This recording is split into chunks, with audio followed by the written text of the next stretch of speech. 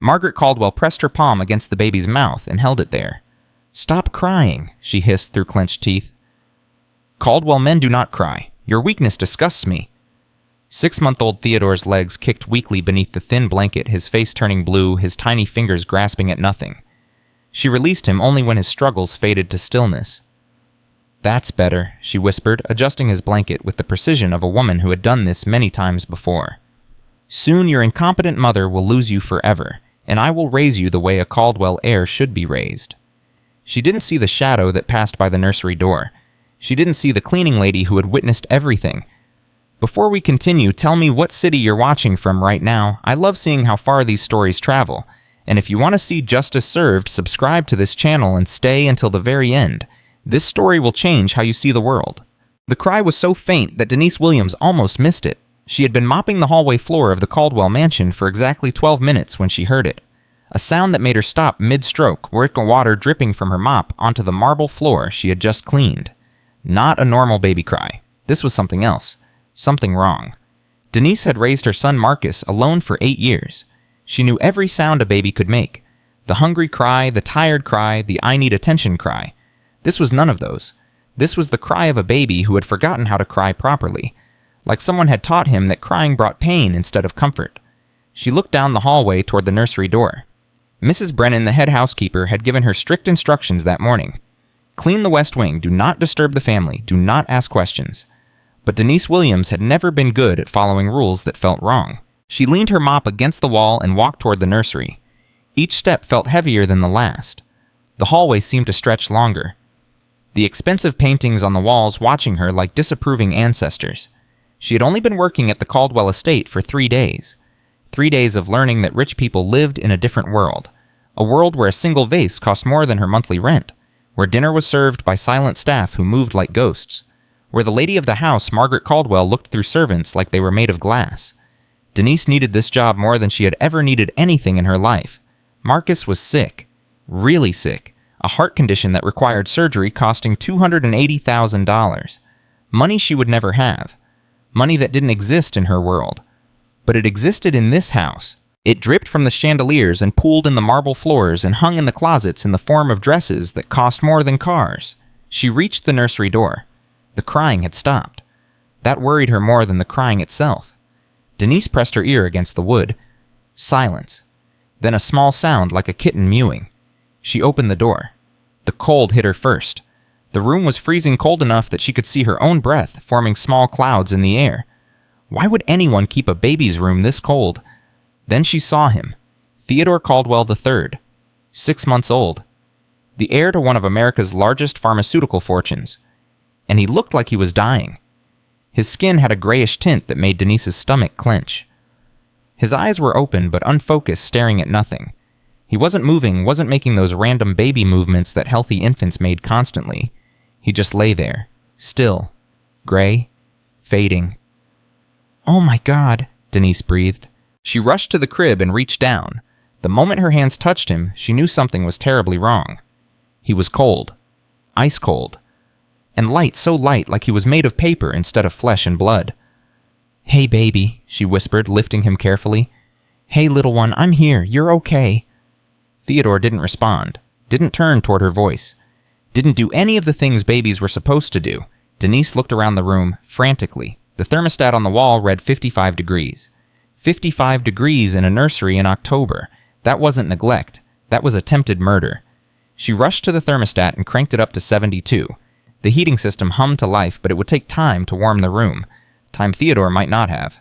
She pulled him close to her chest, trying to transfer her body heat to his tiny frame. "I've got you," she murmured. "I've got you, baby." That's when she felt it. Something wrong with his body. A shape that should not be there. Carefully, she pulled back his blanket and lifted his tiny shirt. Denise had seen a lot in her 34 years. Growing up in Bridgeport's toughest neighborhood. Raising a child alone while working 3 jobs. Watching her mother die slowly of cancer because they couldn't afford proper treatment. But nothing had prepared her for what she saw on Theodore's body. Marks. Dark red marks spreading across his ribs like a map of pain. Not bruises from bumping into things, not birthmarks. These were deliberate. Placed. Like someone had been pressing something against his skin. Hard. and on his arm a small bandage. Fresh, with a tiny spot of blood seeping through. Someone had been giving this baby injections. Denise's hands started shaking so badly she almost dropped him. "What are they doing to you?" she whispered. "What are they doing?" The door opened behind her. Denise spun around, clutching Theodore protectively against her chest. A woman stood in the doorway, blonde hair pulled back tight. Silk robe, beautiful in a broken kind of way. Dark circles under her eyes, cheeks, hollow hands trembling at her sides. Charlotte Caldwell, Theodore's mother. "Who are you?" Charlotte's voice was flat, emotionless. "Why are you holding my son?" "I'm Denise Williams, ma'am, the new cleaning lady. Your baby was crying and the room was so cold and I found these marks on his—" "Give him to me." Charlotte didn't move. She stood in the doorway like there was an invisible wall between her and her child. Denise hesitated. Every instinct screamed at her not to hand this baby over, not until she understood what was happening. "Ma'am, he's got marks all over his body, and a needle wound on his arm. Someone's been—" "I said give him to me." Charlotte's voice cracked on the last word. Her mask slipped for just a moment, and Denise saw something that made her blood run cold. Terror. Pure, absolute terror. Charlotte wasn't angry. She was afraid. Slowly, Denise walked toward her and placed Theodore in her arms. Charlotte took him mechanically like holding a package instead of her own child. "You shouldn't be in here," Charlotte said quietly. "No one should be in here when she's not around." When who's not around? Charlotte's eyes darted to the hallway behind her. Checking. Making sure. "My mother-in-law, Margaret." Charlotte's voice dropped to barely a whisper. "She has very specific ideas about how Theodore should be raised. She believes warmth makes children weak. She believes—" Charlotte stopped. Her eyes went wide with fear. Denise heard the footsteps behind her before she could turn around. Heavy. Measured. The footsteps of someone who owned the world and everyone in it. "Charlotte." The voice was ice-wrapped in silk. "What are you doing out of your room, and why is the help touching my grandson?" Margaret Caldwell stepped into the nursery. 65 years old. Silver hair cut short. Gray suit that probably cost more than Denise's car. Pearl necklace. Perfect posture. And eyes that made Denise think of a shark. Cold, calculating, predatory. "Mother, I was just—" Charlotte started. "You were just going back to your room to rest. The doctor said you need rest. Remember, your fragile mental state requires rest." Charlotte flinched like she had been slapped. "Yes, Mother. Give Theodore to me. I'll make sure he's properly cared for." Charlotte's arms tightened around her baby. For one brief moment, Denise saw it. The mother underneath the fear. The woman who wanted to protect her child. "Charlotte." Margaret's voice hardened. "Now." Charlotte's arms loosened. She handed Theodore to Margaret like a puppet whose strings had been cut. Margaret took the baby without a trace of warmth. She looked at him the way someone might look at an investment that wasn't performing well. "He's too warm," Margaret said. Someone changed the temperature. Her eyes swept to Denise. "Was that you?" Denise lifted her chin. She was scared, more scared than she had ever been in her life. But she was also angry. "The room was freezing, ma'am. Babies can't regulate their own body temperature. He could have gotten hypothermia. He could have died." Margaret smiled. It was the most terrifying smile Denise had ever seen. How sweet, a cleaning lady with opinions about child rearing. She walked to the thermostat and turned it back down to 55. "Theodore has a rare medical condition that requires cool temperatures. His doctor prescribed this treatment." "Are you a doctor, Miss Williams?" "And no, I'm not a doctor, but I raised a son and I know when a baby is suffering." Margaret's smile vanished. Her eyes narrowed. "Charlotte, go to your room. Miss Williams and I need to have a conversation." Charlotte fled. No other word for it. She ran down the hallway like something was chasing her. Margaret closed the nursery door. Denise was alone with the most powerful woman in Greenwich, Connecticut. A woman who controlled a billion-dollar pharmaceutical empire. A woman who had connections to senators, governors, maybe even the White House. And Denise was just a cleaning lady from Bridgeport who couldn't afford her son's surgery. "Let me explain something to you," Margaret said quietly. "I've been running this family for 40 years. I buried my husband 5 years ago. I built Caldwell Pharmaceuticals from a small company into an empire. I have destroyed people far more powerful than you for far less than questioning my decisions." She placed Theodore back in his crib. The baby didn't make a sound. "You have two choices, Miss Williams. You can forget everything you saw today. You can clean my house quietly, take your paycheck, and never speak of this again. You'll keep your job. You'll have access to our employee health insurance. I understand your son needs medical care." Denise's heart stopped. How did Margaret know about Marcus? Or, Margaret continued, "You can make trouble. You can report things that are none of your business, and I will destroy you. Not just fire you. Destroy. I will make sure you never work in this state again. I will have your apartment lease terminated. I will have child services investigate whether you're a fit mother for your sick son. I will crush you like the insignificant insect you are." Margaret stepped closer, close enough that Denise could smell her perfume, something expensive that smelled like dying roses. "Do we understand each other?" Denise looked at Theodore. His gray skin, his empty eyes, the marks hidden under his shirt. She thought about Marcus, his surgery, the $280,000 she needed. She thought about walking away, taking the paycheck, saving her son. And then she thought about the kind of person that would make her. "I understand you perfectly, Mrs. Caldwell." Margaret nodded, satisfied. "Good. Now get back to work." She left the nursery, her footsteps echoing down the hall like a death march. Denise stood alone with Theodore. His breathing had steadied slightly now that the room was warming, even though she knew Margaret would turn the temperature back down as soon as she checked. "I'm sorry, baby," Denise whispered. "I'm so sorry." She didn't know what to do. She couldn't fight the Caldwell family. She couldn't prove what she had seen. She couldn't even protect her own son without this job. But she couldn't walk away either. She thought about her mother dead now for 3 years.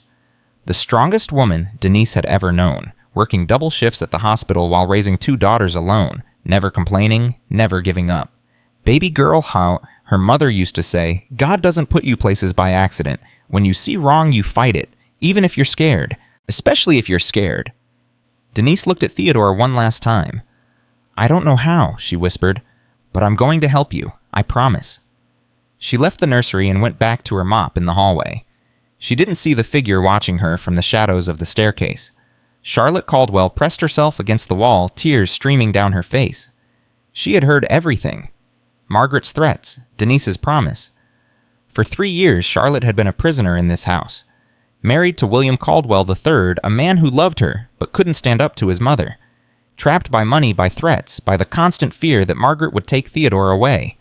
She had watched her baby grow weaker every day, watched Margaret bring in that doctor, that horrible Dr. Price, who did things to Theodore that made him scream. Watched and done nothing because she was too scared, too beaten down, too alone. But now there was someone else. Someone who had seen what Charlotte saw. Someone who had made a promise. Charlotte wiped her eyes. Maybe she wasn't alone anymore. 2 weeks later, Denise Williams had learned the rhythms of the Caldwell mansion. She learned that Margaret rose at exactly 6 every morning and took coffee in her study until 8. She learned that Charlotte spent most days locked in her room, emerging only for dinner. She learned that William Theodore's father was almost never home, always traveling for business that seemed designed to keep him far from his crumbling family. She learned that Dr. Price visited every Tuesday and Friday at 9 in the morning, and she learned that after each visit, Theodore was worse. Today was Tuesday. Denise had been arriving at 5:30 every morning, an hour before her shift officially started. She would slip into the nursery before anyone was awake and hold Theodore. Warm him. Whisper to him. Try to make up for all the coldness he experienced every other hour of every other day. She had started documenting everything. Photos on her phone of the marks on his body. Notes about the temperature. Times when Dr. Price arrived and how long he stayed. She didn't know what she would do with this documentation. She had no power, no connections, no money. But she gathered evidence anyway because doing something felt better than doing nothing. This morning she sat in the rocking chair with Theodore in her arms. The sun was just starting to rise outside the windows, painting the sky orange and pink. "You're looking better today, little man," she whispered. "Got some color in your cheeks." It was true. When she held him, when she warmed him, when she talked to him like a human being instead of treating him like an inconvenience. Theodore responded. His eyes tracked her movements. His tiny hands grabbed at her fingers. He even smiled, sometimes a weak smile that broke her heart. He was still in there, still fighting. She just had to help him hold on until she figured out how to save him. The door opened. Denise didn't panic this time. She had learned that the house staff avoided the nursery before Margaret's morning rounds at 7. The only person who ever came early was... "You're here again." Charlotte stood in the doorway. But something was different about her today. Her hair was brushed. Her eyes were clear. She looked almost alive. "I couldn't sleep," Denise said carefully. "Thought I'd check on him." Charlotte walked into the room. She stopped a few feet from the rocking chair, looking at her son in Denise's arms, with an expression of desperate longing. "He likes you," Charlotte whispered. "I can tell. He's more alert when you hold him." "He'd like you too, Mrs. Caldwell, if you held him." Charlotte's face crumpled. "I can't. Every time I try to get close to him, Margaret finds out. She says I'm smothering him. She says my anxiety is damaging his development. She says, Mrs. Caldwell," Denise kept her voice gentle, "when was the last time you held your own baby?" Charlotte started crying, quiet tears that dripped down her cheeks without sound. 2 months. Margaret said I was too emotional after the christening, said I was confusing him, so she limited my time with him to supervised visits, supervised by her. Denise felt rage building in her chest. 2 months. This woman hadn't been allowed to hold her own child for 2 months. "That's not right," Denise said. "That's not even close to right." "Nothing in this house is right." Charlotte wiped her eyes. "I know what you've been doing. Coming early, holding him, keeping him warm, I know." Denise tensed. If Charlotte told Margaret, "I'm not going to say anything," Charlotte said quickly. "I'm grateful. You're the only person in this house who treats him like a human being instead of a project." "Then help me," Denise said impulsively. "Help me understand what's happening. Who is Dr. Price? What is he doing to Theodore? Why does Margaret hate her own grandson?" Charlotte looked at the door. Fear flickered across her face. "Not here, not now. Margaret has eyes everywhere. The staff reports to her, even Mrs. Brennan." "Then where?" Charlotte pulled a small piece of paper from her robe and pressed it into Denise's hand. "Tomorrow, 2 o'clock. When Margaret has her weekly luncheon with the Greenwich Ladies' Society, she'll be gone for 3 hours. Denise looked at the paper, an address in downtown Greenwich. "What is this? A coffee shop. Meet me there." "And Denise?" Charlotte looked at her son one last time. "Don't trust anyone in this house. Anyone. Margaret has turned everyone into her spies, even the ones who seem friendly." She left the room. Denise sat in the rocking chair, holding Theodore, staring at the address on the paper. This was either a trap or a lifeline. Either way, she was going to find out. The next day at 2 o'clock, Denise walked into the Greenwich Coffee House. It was the kind of place she never would have entered on her own. All dark wood and leather chairs and customers who looked at their laptops with expressions of casual wealth. She felt every eye in the room notice her. Notice her skin color, her cheap clothes, her worn shoes. She ignored them and scanned the room. Charlotte sat in a corner booth wearing sunglasses inside like some kind of movie star hiding from paparazzi.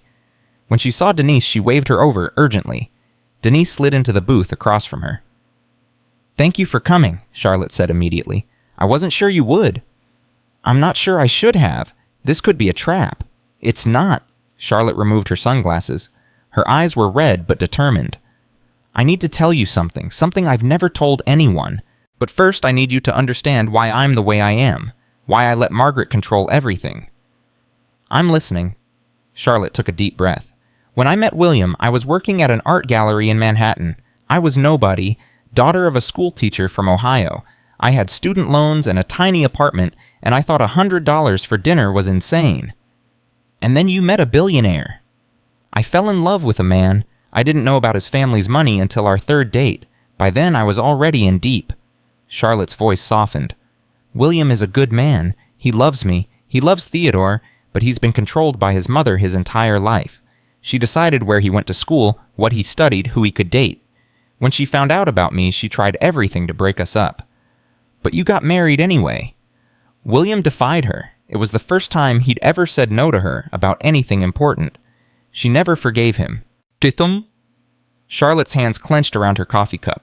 "The day we got married, Margaret told me something. She said, 'You may have won this battle, but I always win the war.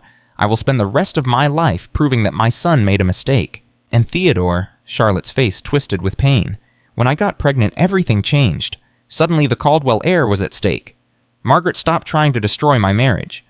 She focused all her attention on controlling the baby." "What do you mean, controlling?" "She hired the doctors. She designed the nursery. She chose the nannies, then fired them all when they got too attached to Theodore. She decided what he would eat, what he would wear, when he would sleep. And when I tried to resist, when I tried to be Theodore's mother, she—" Charlotte stopped. Her whole body trembled. What? She had me committed." Denise stared. "What?" 8 months ago, 2 weeks after Theodore was born. I told William that something was wrong with his mother, that she was too controlling, too obsessive. He said I was being paranoid, but I kept pushing. I threatened to take Theodore and leave. Charlotte laughed bitterly. The next day, Margaret had 2 psychiatrists at the house. They said I was suffering from severe postpartum psychosis. They said I was a danger to myself and my baby. William believed them because his mother told him to believe them. I spent 3 weeks in a psychiatric facility while Margaret took complete control of Theodore. Oh my God. When I came out, Margaret made it clear. If I ever try to leave, if I ever try to take Theodore, if I ever do anything she doesn't approve of, she will have me committed again, permanently, and she will tell the courts that I'm mentally unfit, that I'm a danger to my own child, and she will take him from me forever. Denise felt sick. Can she do that? She has unlimited money, the best lawyers in the country, and judges who owe her favors. She can do whatever she wants. What about William? He's Theodore's father. William travels constantly. Margaret makes sure of it. She funds his business ventures to keep him away from home, and when he is home, she controls what he sees. He thinks Theodore is just a fragile baby with health problems. He has no idea what's really happening. Denise thought about the marks on Theodore's body, the needle wounds, the way he got worse after every visit from Dr. Price. What is really happening, Charlotte? What is Dr. Price doing to your son? Charlotte's face went pale. I don't know exactly, but I think he's making Theodore sick, on purpose. Why would anyone do that? Because if Theodore is sick, Margaret has an excuse to control everything. If Theodore is sick, she can say, I'm not capable of caring for him. If Theodore is sick enough, she can... Charlotte couldn't finish the sentence. Denise finished it for her. If Theodore dies, Margaret gets exactly what she wants. Her son William back under her control. You destroyed. And a tragic story that makes her the grieving grandmother instead of the monster. Charlotte nodded, tears streaming down her face. I think she's killing my baby slowly, and there's nothing I can do to stop her. Denise reached across the table and grabbed Charlotte's hands. That's not true. There's something we can do. What? We fight back. We gather evidence. We find out exactly what Dr. Price is giving Theodore, and then we expose them all. You don't understand. Margaret will destroy you. She'll destroy both of us. Maybe. Denise squeezed Charlotte's hands tighter. But if we don't try, Theodore dies. That's not a maybe. That's a certainty. So we try. We fight, and we don't stop until your baby is safe. Charlotte stared at her. Why are you doing this? You could lose everything. Your job, your ability to help your own son. Why risk it all for a baby you just met? Denise thought about Marcus, his smile, his laugh, the way he called her mama like it was the most important word in the world. Because every child deserves someone who will fight for them, and right now I'm the only one who can. Charlotte's tears fell harder, but she was nodding. Okay, what do we do? Denise pulled out her phone and showed Charlotte the photos she had taken. The marks, the temperature readings, everything. I've been documenting, but I need more. I need to know what Dr. Price is injecting into Theodore. I need medical records. I need proof that can't be denied. Margaret keeps everything locked in her study. There's a safe behind the painting of her husband. That's where she stores all the important documents. Can you get into it? Charlotte shook her head. I don't have the combination. No one does except Margaret. Denise's mind raced. There had to be another way. What about Dr. Price? Does he keep records? He brings a medical bag every visit, takes it with him when he leaves. Does he ever leave it unattended? Charlotte thought. Sometimes. When Margaret wants to speak with him privately, she sends everyone out of the room. Even Dr. Price sets his bag down outside the nursery door. How long are these private conversations? 5 minutes, maybe 10. That's enough. Denise's heart was pounding. Next time Dr. Price visits, I need you to create a distraction. Give me time to search his bag. That's incredibly risky. If Margaret catches you... I know, but it's the only way. Charlotte bit her lip. Then slowly she nodded. Dr. Price comes every Tuesday and Friday. Next Tuesday, Margaret is expecting a phone call from her lawyer at 9:15. She always takes those calls in her study. That's your window. I'll be ready. Charlotte looked at Denise with something like hope in her eyes. For the first time in a long time. You really think we can save him? Denise thought about Marcus, about Theodore, about all the children who suffered because powerful people thought they could do whatever they wanted. I think we have to try, and I think sometimes that's enough." They finished their coffee and went their separate ways. Charlotte back to her prison, Denise back to hers. But something had changed. They weren't alone anymore. And sometimes that made all the difference. Tuesday morning came too fast. Denise arrived at the Caldwell mansion at 5:30, same as always. She held Theodore in the dark nursery, warming him, whispering promises she prayed she could keep. At 6, she started her regular cleaning duties. Mopping, dusting, becoming invisible. At 8:45, Dr. Marcus Price arrived. Denise watched him from the corner of her eye as she pretended to polish a banister. Tall, thin, face like a blank page. He carried his black medical bag like it contained secrets, which she supposed it did. Margaret met him at the door. They exchanged words Denise couldn't hear. Then they walked together toward the nursery. Denise followed at a distance, her heart hammering. At 9:15, right on schedule, Mrs. Brennan appeared.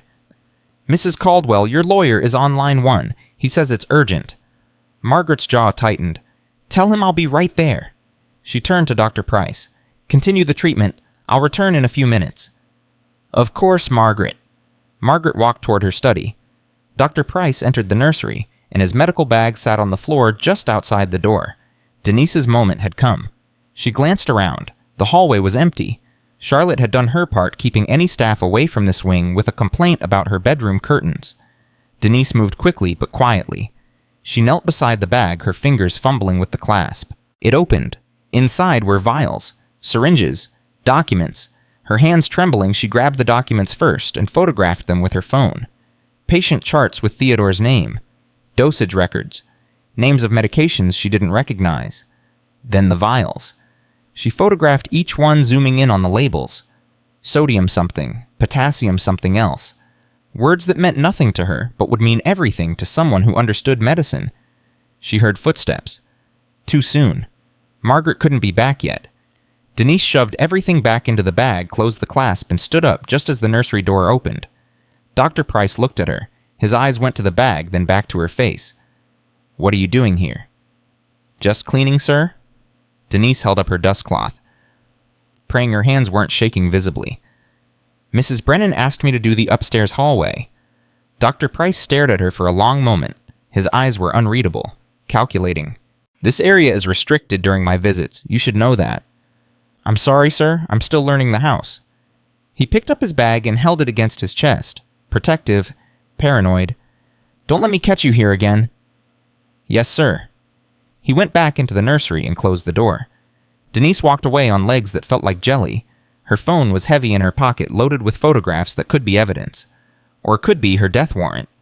That night, Denise sat in her small apartment staring at her laptop screen. She had uploaded all the photos to her computer and started researching the medications in Dr. Price's bag. What she found made her blood run cold. The drugs weren't treatments. They were poisons. Slow-acting compounds that mimicked symptoms of childhood diseases, heart irregularities, respiratory problems, failure to thrive. Given in small doses over time, they would make a baby appear chronically ill while actually causing real damage that would eventually become fatal. It was called medical child abuse, and Dr. Price was doing it with scientific precision. Denise felt tears running down her face. Margaret Caldwell was murdering her own grandson. Slowly, methodically, with the help of a licensed physician, and if Denise couldn't stop her, Theodore would be dead within months. Her phone rang. Unknown number. She answered cautiously. "Hello?" "Miss Williams," a man's voice. Deep, professional. "My name is Detective James Ford. I've been investigating the Caldwell family for 2 years, and I think you and I need to talk." Denise gripped the phone so hard her knuckles turned white. "Who is this? How did you get my number?" "I told you, Detective James Ford, Greenwich Police Special Victims Unit, and I got your number because I've been watching the Caldwell mansion for 2 years. I saw you go in. I saw you stay late. I saw you meet Charlotte Caldwell at that coffee shop yesterday." Denise's blood turned to ice. "You've been following me. I've been following everyone connected to that house, and you, Miss Williams, are the first person who seems to actually care about what's happening to that baby." Denise walked to her window and looked out at the dark street below. Was he out there right now, watching her apartment? Why should I trust you? For all I know, you're working for Margaret. If I was working for Margaret, you'd already be in handcuffs for stealing evidence from Dr. Price's medical bag. Denise stopped breathing. "Yeah," Ford continued. "I saw that too. Risky move. Brave, but risky. The question is, what did you find? I'm not telling you anything over the phone. Smart. Meet me tomorrow. 6 a.m. There's a diner on Route 1 just outside Greenwich. Sal's place. I'll be in the back booth. How do I know this isn't a trap? You don't. But you also know that baby is running out of time. And right now, I'm the only person with the power to actually do something about it. The line went dead. Denise stood in her dark apartment, heart pounding, mind racing. A detective, investigating the Caldwells, for 2 years. What did he know that she didn't? She didn't sleep that night. The next morning at 5:45, Denise sat in a cracked vinyl booth at Sal's diner, nursing a cup of coffee that tasted like burnt promises. The place was nearly empty. A truck driver at the counter, a waitress who looked like she'd been working since the Nixon administration. At exactly 6 o'clock, the door opened. James Ford was not what she expected. Late 40s, salt and pepper hair, a face that looked like it had seen too much and forgotten how to be surprised by anything. He wore a rumpled suit and carried a folder thick enough to be a novel. He slid into the booth across from her without greeting. You came? Good. I'm here. Start talking. Ford opened the folder and spread photographs across the table. Denise recognized the Caldwell mansion, Margaret getting into a car, Dr. Price arriving with his medical bag. 5 years ago, William Caldwell II died of sudden heart failure. He was 62 years old, in perfect health, had just passed a physical with flying colors. 3 weeks later, he was dead. People die of heart attacks all the time. They do, but people don't usually change their wills 2 days before they die. William Sr. was planning to divorce Margaret. He was going to cut her off from the family fortune, leave everything to his son, William Jr., and whatever grandchildren he might have. Denise felt a chill run down her spine. You think Margaret killed her husband? I can't prove it. Yet, but I've spent 2 years building a case, and everything points to the same conclusion. Ford pulled out another photograph. An older man, handsome with Theodore's blue eye. William Caldwell Sr. was healthy, then suddenly he wasn't. Sound familiar? Theodore, gray skin, weak cries, getting sicker every day. She's doing the same thing to the baby, Denise whispered. That's my theory. Margaret couldn't control her husband, so she eliminated him. Now she can't control her daughter-in-law, so she's eliminating the competition by destroying what Charlotte loves most. But Theodore is her grandson, her blood. Theodore is also the heir to the Caldwell fortune. If he dies while Charlotte is still married to William, Margaret can claim Charlotte was an unfit mother. She can have Charlotte committed again permanently this time. She can regain complete control over her son and the family money. Denise's hands were shaking. This is insane. She's killing a baby for money. For control, money is just how people like Margaret keep score. Ford leaned forward. What did you find in Dr. Price's bag? Denise pulled out her phone and showed him the photographs. Ford's eyes narrowed as he scrolled through the images. Potassium chloride, digoxin. In the doses listed here, these would cause heart irregularities, breathing problems, failure to thrive, classic symptoms of a sick baby. He looked up at Denise. You understand what this means? This is evidence, real evidence. Then arrest them. Arrest Margaret. Arrest Dr. Price. Save Theodore. Ford shook his head slowly. It's not that simple. Margaret has lawyers. Teams of them. She has connections to judges, politicians, people who owe her favors. If I move too fast without an airtight case, she'll destroy the evidence, discredit the witnesses, and Theodore will be dead before I can file a single charge. So what do? We build the case, slowly, carefully. We get more evidence. We find other witnesses. We make sure that when we strike hard enough that even Margaret Caldwell can't escape. Denise thought about Theodore. His weak cries, his gray skin, the way he looked at her with eyes that were already giving up on life. He doesn't have time for slowly. He's dying right now. I know, Ford's voice was heavy with frustration. Believe me, I know. But if we rush this and fail, Theodore dies anyway and Margaret gets away with murder again. Denise stared at the photographs spread across the table, the evidence of a grandmother murdering her own grandson in slow motion. What do you need from me? Keep doing what you're doing. Document everything. Stay close to Charlotte. And most importantly, stay alive. Ford slid a card across the table. This is my direct number. Anything happens, anything feels wrong, you call me, day or night. Denise took the card. Why are you trusting me with this? You don't know me. I know you walked into a house full of vipers to earn money for your son's surgery. I know you risked everything to search a doctor's bag for evidence. I know you held that baby when no one else would. Ford's eyes met hers. That tells me everything I need to know about who you are. He stood up and tossed a 20 on the table. Watch your back, Miss Williams. Margaret Caldwell has destroyed people far more powerful than you. She won't hesitate to destroy you, too. He walked out, leaving Denise alone with the cold coffee and the weight of everything she now knew. 3 days later, Denise was changing Theodore's diaper when she found the new marks. Fresh bruises on his thighs, needle punctures on his hip. Whatever Dr. Price was giving him, the doses were increasing. Theodore didn't cry when she touched the marks.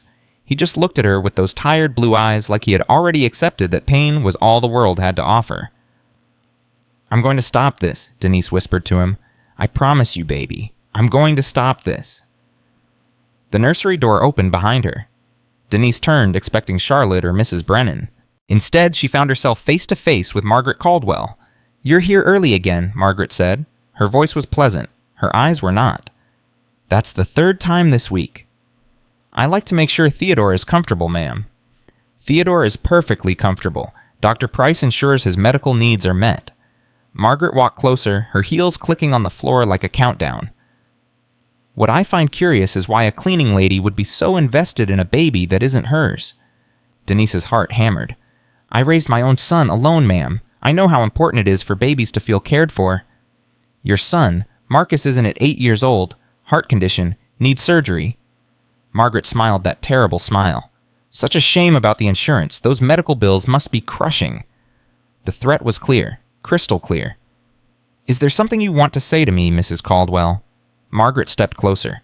Close enough that Denise could smell her perfume. Dying roses. Death, dressed up as beauty.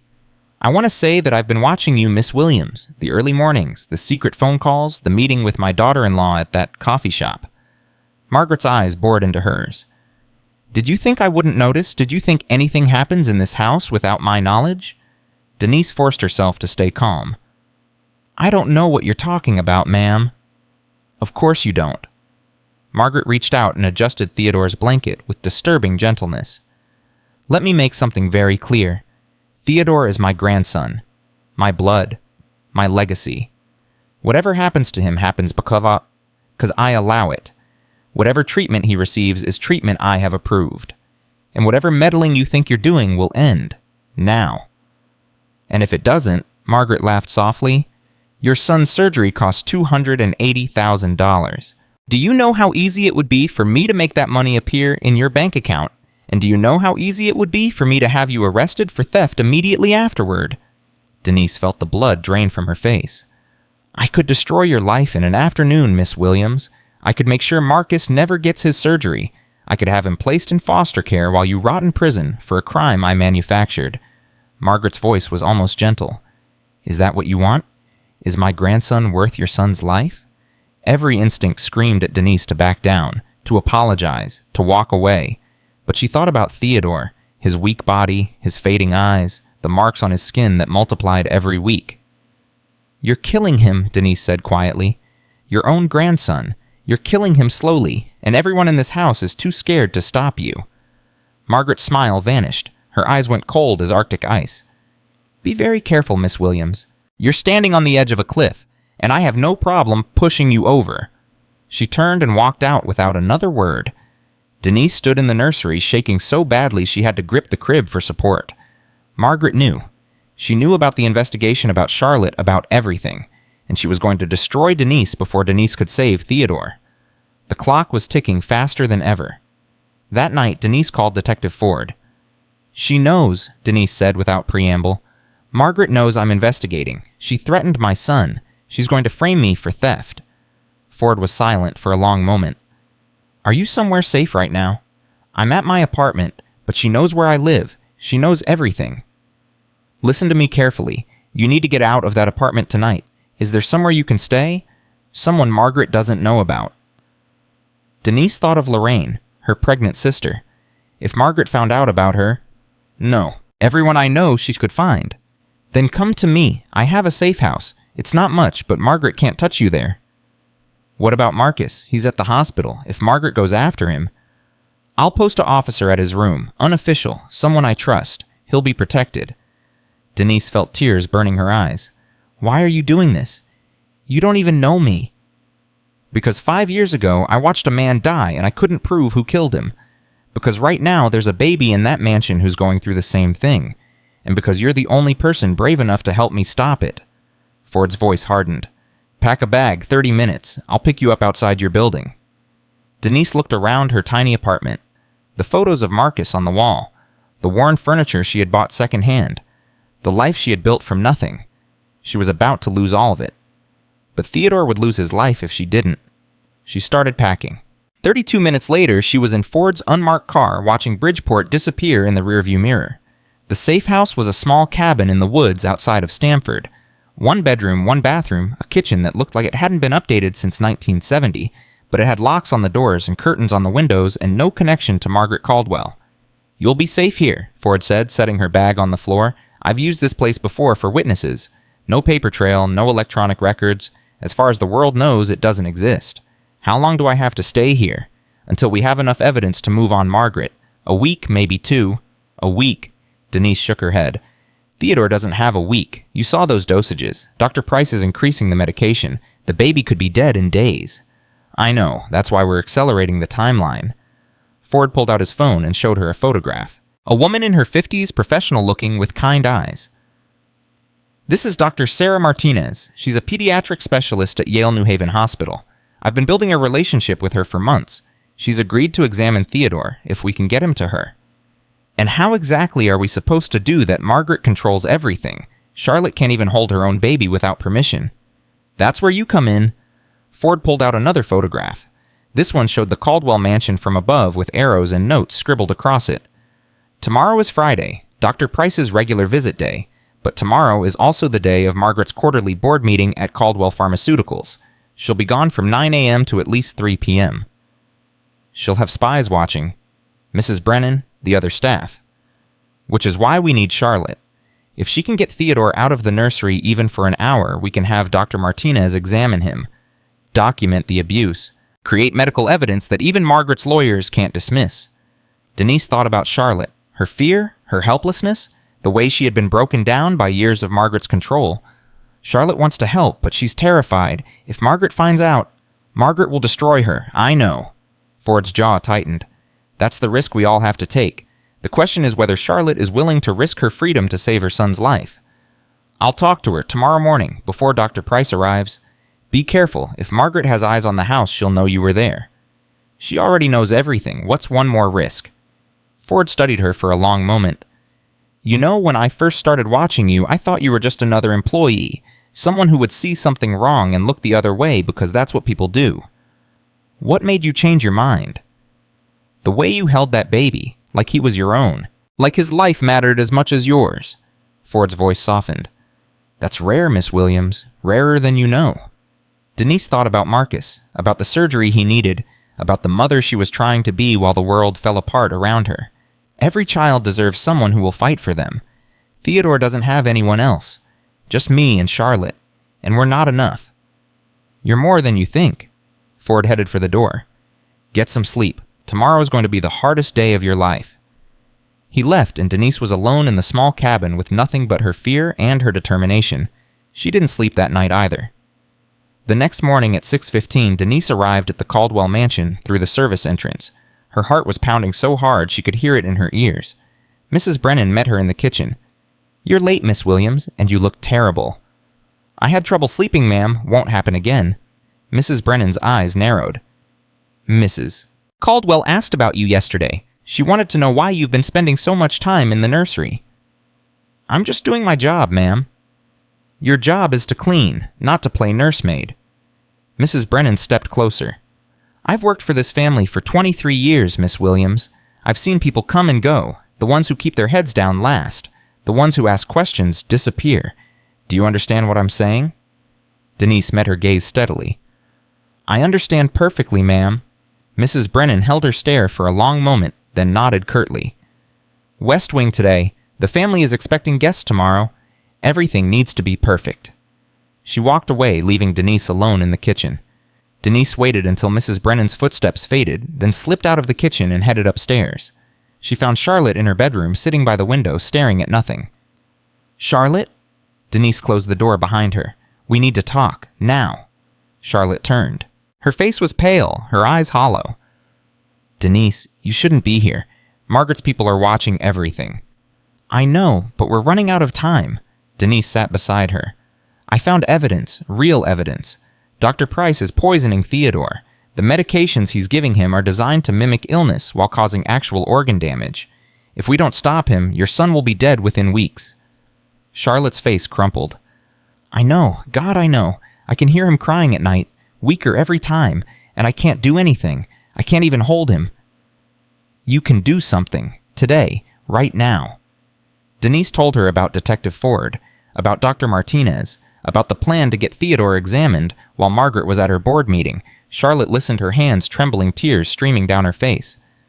If Margaret finds out she'll destroy me, she'll take Theodore forever. She'll have me locked up in that hospital again. If we don't do this, Theodore dies, and Margaret wins anyway. If Tedki, Denise grabbed Charlotte's hands. You're his mother, the only person in the world who loves him more than I do. Are you going to let him die without a fight? Charlotte was quiet for a long moment. Then something changed in her eyes. Something hardened. What do I need to do?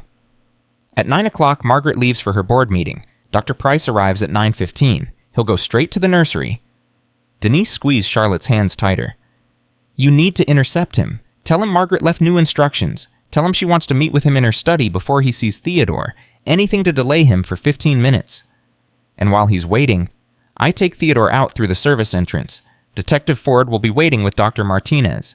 They examine him, document the evidence, and I bring him back before anyone realizes he's gone. That's insane. There are cameras everywhere. Security guards. If anyone sees you, I know the camera blind spots. I've been studying them for weeks. Denise looked into Charlotte's eyes. This is our only chance. If we don't do this today, there might not be another opportunity. Charlotte closed her eyes. Denise could see her fighting with herself, the fear of Margaret warring with the love for her son. Finally, she opened her eyes. I'll do it for Theodore. Denise hugged her tight. Thank you. Thank you. Don't thank me yet, Charlotte whispered. We still have to survive the day. At 8:55, Margaret Caldwell left for her board meeting. Denise watched from a second-floor window as the black Mercedes pulled away, Margaret's silver head visible in the back seat. She turned and headed for the nursery. Theodore was awake, lying in his crib, staring at the ceiling with those haunted blue eyes. When he saw Denise, something flickered in his expression. Recognition. Maybe even hope. Hey, baby boy, Denise whispered, lifting him carefully. We're going on a little trip, just you and me. She wrapped him in the soft blanket and tucked him against her chest. His heartbeat was fast and irregular against her body, not the steady rhythm of a healthy baby. Time was running out. She slipped out of the nursery and headed for the back staircase. The service entrance was 2 floors down and 50 feet away. 50 feet. It might as well have been 50 miles. She made it to the first landing when she heard voices. Mrs. Brennan and someone else. A male voice she didn't recognize. Denise pressed herself against the wall, holding Theodore close, praying he wouldn't cry. Dr. Price is in Mrs. Caldwell's study, Mrs. Brennan was saying. The daughter-in-law said there were new instructions. Mrs. Caldwell didn't mention anything to me, the male voice replied. Security guard Denise guessed. You know how she is. Everything is need to know. Mrs. Brennan's footsteps moved away. I'll check on the nursery. Check on the nursery, where Theodore was supposed to be. Denise had maybe 30 seconds before Mrs. Brennan discovered the empty crib and raised the alarm. She ran. Down the stairs, through the narrow service corridor, past the industrial kitchen, toward the back door. Theodore bounced against her chest, his tiny body so light it felt like carrying air. She burst through the door into the gray morning. Ford's car was waiting 20 feet away, engine running. Denise sprinted across the grass and yanked open the back door. A woman she didn't know was sitting there. Dr. Martinez. Get in, Ford yelled from the driver's seat. Now! Denise dove into the car, Theodore clutched against her. Ford floored it before she even closed the door. Behind them, she heard shouting. Mrs. Brennan's voice sharp with alarm. They had made it, barely. Dr. Martinez was already reaching for Theodore.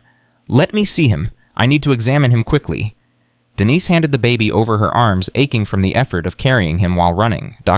Martinez's face changed as she looked at Theodore. Professional concern giving way to barely concealed horror. My God, this baby is severely malnourished. His heart rate is erratic, and these marks... She pulled up his shirt, revealing the constellation of bruises and needle punctures. This is systematic abuse. I've never seen anything this deliberate. Can you document it? Ford asked, eyes on the road. I'm documenting everything. Photos, vital signs, physical examination. Dr. Martinez looked at Denise. How long has this been going on?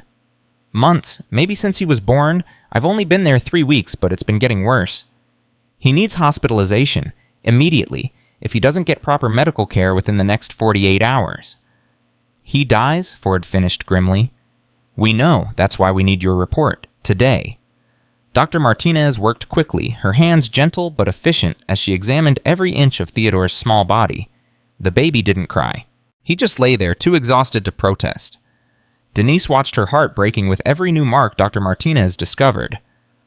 I'm finding injection sites in places designed to be invisible during normal examinations. Whoever did this knows exactly how to hide their work. Dr. Martinez's voice was tight with controlled fury. This is deliberate medical torture. I've testified in abuse cases before, but this is the worst I've ever seen. Can you prove it was intentional? Ford asked. Beyond any reasonable doubt. The pattern of injuries, the placement of injection sites, the systematic nature of the damage. No illness does this. This was done by someone with medical training. Dr. Raymond Price. If he's the one administering the medications, he should lose his license and go to prison. Dr. Martinez looked at Theodore with tears in her eyes. This baby has been suffering for months. How could anyone do this to a child? Denise didn't have an answer. There was no answer that could explain the kind of evil that lived in Margaret Caldwell's heart. 20 minutes later, Ford pulled the car into the parking lot of a small medical clinic. Dr. Martinez gathered her notes and prepared to leave. I'll have my full report ready within 3 hours. Everything documented, photographed, analyzed. It'll hold up in court. She looked at Theodore, still in Denise's arms. Take care of him. He's been through hell. Thank you, doctor, for everything. Dr. Martinez nodded and hurried into the clinic. Ford turned in his seat. We need to get Theodore back before they call the police. If they report a kidnapping, our whole case falls apart. How much time do we have? Ford checked his phone. Mrs. Brennan called security 2 minutes after you left. They'll search the house first, then the grounds. We have maybe 30 minutes before they go public. 30 minutes. To drive back, Sisak sneak Theodore into the mansion and pretend nothing happened. Let's go, Denise said.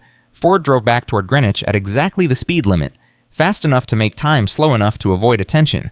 Denise held Theodore against her chest, feeling his fragile heartbeat, wondering if this would be the last time she ever held him. They were 10 minutes from the mansion when Ford's phone rang.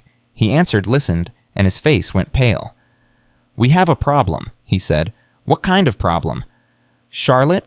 Margaret came back early from her board meeting. The meeting was a setup. She knew we were planning something. Denise's blood turned to ice. Where's Charlotte now? Locked in her room? Margaret is with her. And she's called the police? She's reporting a kidnapping. No. There's more? Ford's voice was grim. Margaret is claiming that you and Charlotte conspired together, that you've been having an affair with Charlotte's husband, that this is all part of a plot to steal the Caldwell fortune. That's insane. That's a complete lie. It doesn't matter if it's a lie. What matters is that the Greenwich police are now looking for you, and when they find you holding the Caldwell baby, you're going to be arrested for kidnapping. Denise looked at Theodore, his small face, his tired eyes, the evidence of abuse hidden under his clothing. Then we don't let them find us, Bonini, she said. Not until we can prove what Margaret's really doing. Ford met her eyes in the rearview mirror. Are you sure, once we go down this road, there's no turning back? You'll be a fugitive. They'll take Marcus away from you. Everything you've worked for will be gone.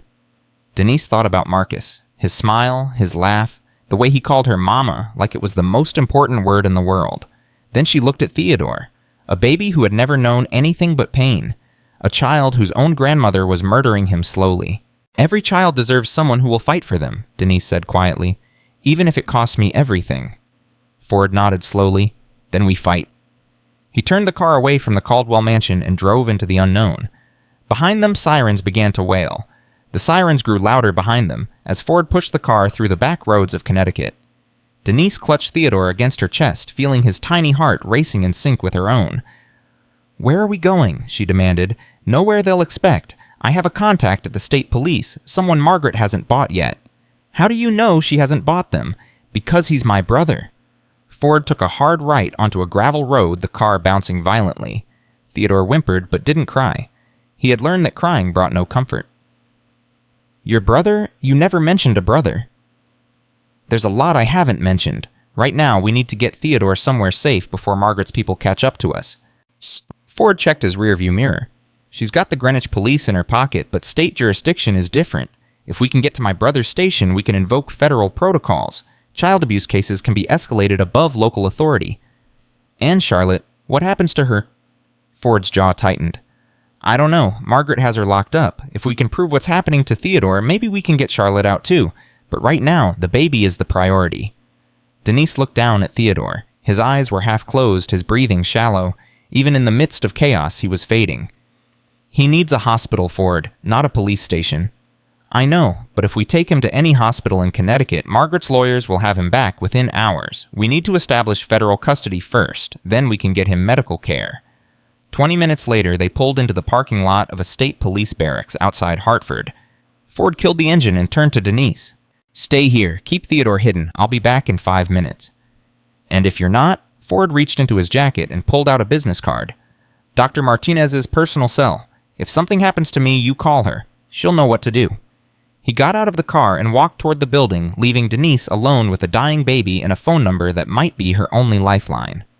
The minutes crawled by. Denise watched the door, counted her breaths, tried to keep Theodore warm. His skin was cool despite the blanket wrapped around him. His color was worse than it had been that morning. "Hold on, baby," she whispered. "Just hold on a little longer."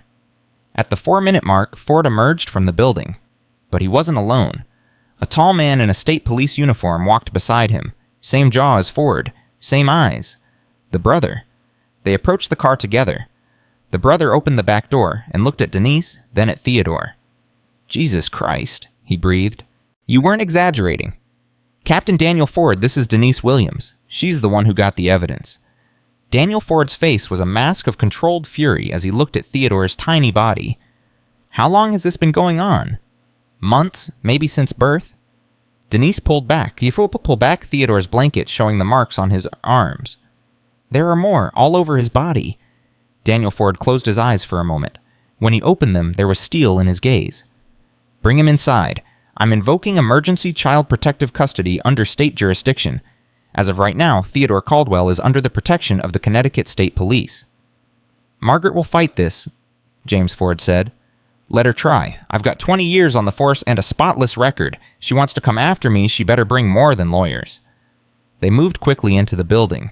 Daniel led them to a private room in the back, away from windows, away from prying eyes. "I've already called a pediatric trauma team from Hartford Hospital. They'll be here in 20 minutes. Daniel looked at Theodore with something like tenderness. "He's safe now. I promise you that woman will never touch this baby again." Denise wanted to believe him. She wanted to trust that the system would work, that justice would prevail, that Theodore would be saved. But she had seen how Margaret operated, how she bought people destroyed. People manipulated everything and everyone around her. "What about Charlotte?" Denise asked. "She's still trapped in that house. Margaret will blame her for everything." "We're working on that," Daniel said. "I've contacted the FBI. Child abuse cases involving interstate pharmaceutical companies fall under federal jurisdiction. They're sending agents to the Caldwell mansion within the hour. An hour might be too late." "It's the best we can do." Daniel put a hand on her shoulder. "You've done something incredible today, Miss Williams. You saved this baby's life. Now let us do our jobs." Denise nodded, but the knot in her stomach didn't loosen. 45 minutes later, Theodore was being examined by a team of doctors who looked at his body with barely concealed horror. Denise stood outside the room watching through the glass, unable to look away. James Ford appeared beside her. "The FBI just arrived at the Caldwell mansion. They're executing a search warrant." "And Charlotte?" "They found her locked in her bedroom. She's being taken into protective custody." Denise let out a breath she hadn't known she was holding. "She's safe. For now, but there's something else." Ford's voice dropped. "Margaret isn't at the mansion. She left about an hour ago. No one knows where she went." The relief in Denise's chest turned cold. "She's running. Or planning something. Women like Margaret don't run. They counterattack." Ford looked at Theodore through the glass. "We need to stay vigilant. This isn't over yet." As if to prove his point, his phone rang. He looked at the screen, and his face went pale. "What is it?" Ford answered the phone without speaking, listened for 30 seconds. His jaw clenched tighter with each passing moment. Thank you for letting me know, he said finally. Keep me updated. He hung up and turned to Denise. That was my contact at Greenwich PD. Margaret just held a press conference. She's claiming that you kidnapped Theodore as part of an extortion scheme, that you've been stalking her family for months, that you're mentally unstable and dangerous. That's insane. She's also produced security footage that allegedly shows you sneaking around the mansion, taking photographs, meeting secretly with Charlotte. Ford's eyes met hers. She's painting you as the villain Denise, and she's very, very good at it.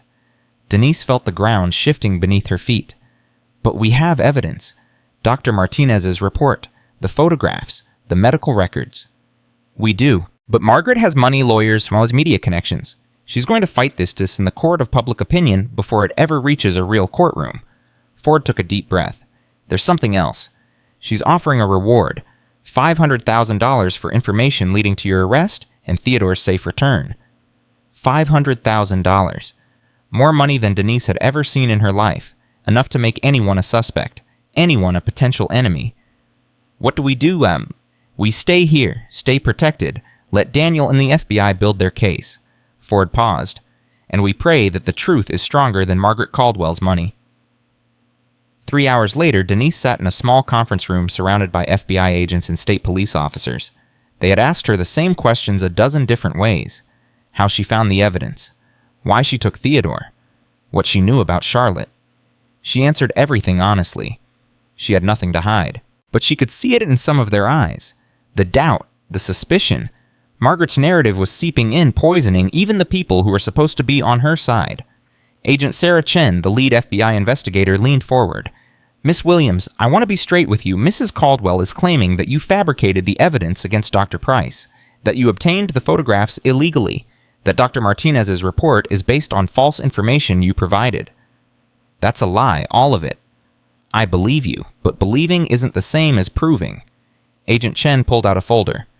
Mrs. Caldwell has produced medical records showing that Theodore has been receiving treatment for a rare genetic condition. Records signed by multiple physicians. Records that directly contradict Dr. Martinez's findings. Those records are fake. Dr. Price was poisoning that baby. I saw the medications with my own eyes. Do you still have the photographs? On my phone, which your people took when I got here. Agent Chen nodded. We're analyzing them now, but Mrs. Caldwell's lawyers are already claiming they were doctored. She paused. She's very thorough, Miss Williams. Every angle you attack from, she's already prepared a defense. Denise felt despair creeping in. So she wins. After everything, she just walks away. I didn't say that. Agent Chen's eyes hardened. I've been investigating white-collar criminals for 15 years. People like Margaret Caldwell always think they're smarter than everyone else. They always think they've covered every angle, but they always miss something. She leaned closer. What we need is the one thing she didn't expect. The one piece of evidence she couldn't anticipate. Like what? I don't know yet, but I'm going to find it. The door opened and Daniel Ford stepped in. His face was grim. We have a problem. Another one. Charlotte Caldwell just recanted. She's saying that Denise coerced her, that she was scared and confused, that she now believes Theodore's medical treatment was legitimate. Denise felt like she'd been punched in the stomach. No, that's not possible. Charlotte was on our side. Margaret got to her. We don't know how, but she did. Charlotte is back at the mansion. She's given a statement supporting Margaret's version of events. She's lying. She has to be lying. Margaret must be threatening her. Probably, but without Charlotte's testimony, our case just got a lot weaker. Daniel looked at Agent Chen. We need something else. Something Margaret can't explain away. Agent Chen stood up. I think I know where to start. Miss Williams mentioned that Dr. Price has been treating Theodore since birth. That means there's a paper trail, prescription records, pharmacy logs, insurance claims. Margaret can fake medical records, but she can't fake transactions or transactions with pharmaceutical companies. And esto? Caldwell Pharmaceuticals is the largest private drug manufacturer in the Northeast, Daniel pointed out. If Margaret is using her own company to supply Dr. Price with medications, we might be able to trace it. That's exactly what I'm thinking. I need to make some calls. Agent Chen headed for the door, then stopped. Miss Williams, whatever happens, thank you for having the courage to step forward. Most people wouldn't. She left and Denise was alone with the Ford brothers. What happens now? She asked. Now we wait, James Ford said. and we hope that Agent Chen finds something before Margaret destroys whatever evidence is left. 6 hours passed, then 12, then 24. Denise stayed at the state police barracks, sleeping on a cot in a storage room, eating vending machine food, watching the news coverage on a small television in the break room. Margaret was everywhere, on every channel, playing the grieving grandmother, the victim of a deranged cleaning lady who had become obsessed with her grandson. "I just want my baby back," Margaret said, tears streaming down her face. Perfect tears, calculated tears. "This woman, this Denise Williams, she took advantage of our family during a vulnerable time. My grandson is sick. He needs his medical treatment. Every hour he's away from home is an hour he's in danger." Denise wanted to scream, wanted to throw something at the television, but she sat frozen, watching the woman who had tortured a baby present herself as a loving grandmother. The worst part was that people believed her. The comments on social media were vicious. "Kidnapper. Monster. Lock her up." Her picture was everywhere, taken from her work ID, making her look like a criminal in a lineup.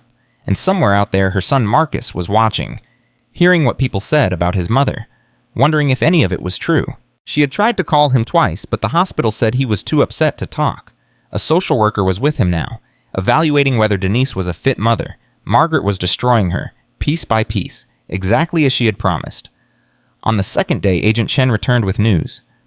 "We found something," she said, her voice tight with barely contained excitement. "Dr. Price has been ordering medications from Caldwell Pharmaceuticals that aren't in any medical database. Custom compounds, experimental drugs that were never approved for human use. Can we trace them to Margaret? Better than that, the orders were placed using Margaret's personal authorization code. Every shipment went directly to the Caldwell mansion." Agent Chen smiled grimly. She thought using her own company would protect her. Instead, it created a paper trail she couldn't erase. "Is it enough to arrest her?" "Not yet, but we're getting closer." Agent Chen paused. "There's something else. When we started digging into Dr. Price's background, we found discrepancies. He lost his medical license in California 5 years ago for falsifying patient records. Then suddenly it was reinstated, right around the time he started working for the Caldwell family. Margaret got his license back." "We think so. We're working to prove the connection." Agent Chen looked at Denise with something like respect. "You were right about all of it. The abuse, the conspiracy, everything. Now we just need to make it stick." "What about Theodore? How is he?" Agent Chen's expression softened. "Better. The doctors say he's responding well to real treatment. His heart rhythm is stabilizing, he's gained weight, he's even starting to smile." Denise felt tears burning her eyes. "Can I see him?" "Soon. Once we've secured the case against Margaret, you'll be able to see him." "And Charlotte?" The softness in Agent Chen's face faded. "Charlotte is still at the mansion. She's given 3 more statements supporting Margaret's story. Either she's the most dedicated liar I've ever seen, or she's being coerced in ways we don't understand yet."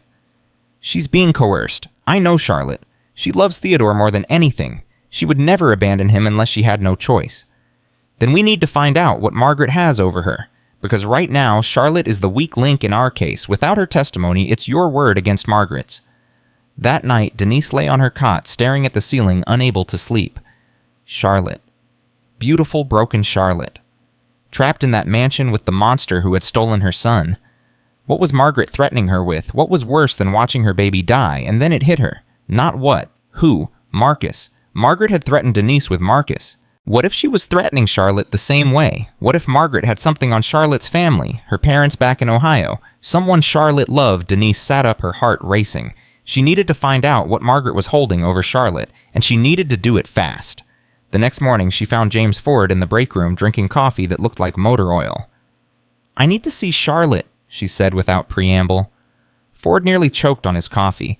"That's impossible. She's under Margaret's control. The mansion is crawling with security. You'd be arrested before you got within 100 feet. Then arrange a meeting somewhere else. Tell Margaret's lawyers I want to negotiate. Tell them I'm willing to recant my statement in exchange for something." "That would destroy our case." "I won't actually recant. I just need to get Charlotte alone for 5 minutes. Find out what Margaret has on her. If we can break that hold, Charlotte will testify against her." Ford shook his head. "It's too dangerous. Margaret would see through it immediately." "Maybe?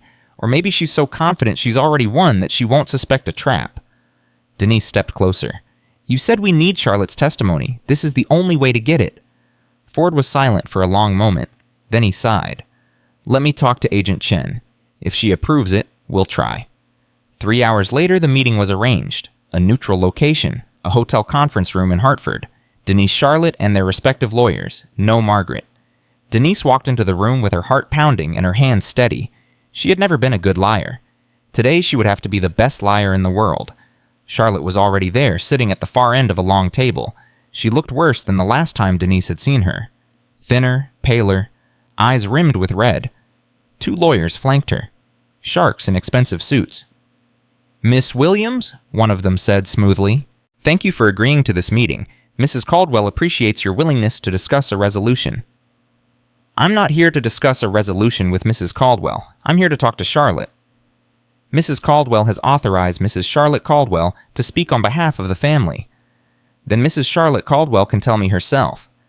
Denise looked directly at Charlotte. "Can we have the room?" The lawyers exchanged glances. "That's not possible. Your client can speak for herself." Denise didn't look away from Charlotte. "Can't you, Charlotte?" Charlotte's eyes met hers.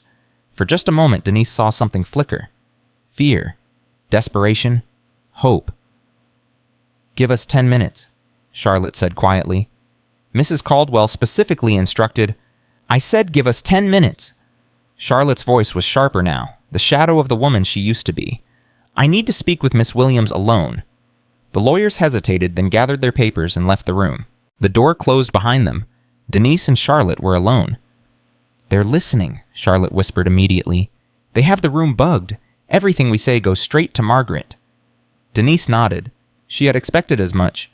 She pulled out a pad of paper and a pen, wrote quickly. "I know about Marcus. What does she have on you?" Charlotte took the pen with trembling hands. "My parents. She's threatening to destroy them. My father has a heart condition. She knows doctors who could hurt him the same way Price hurt Theodore." Denise felt rage flooding through her veins. Of course. Margaret didn't just destroy her enemies. She destroyed everyone they loved. "We can protect them. The FBI is involved now. Federal protection." Charlotte shook her head, tears streaming down her face.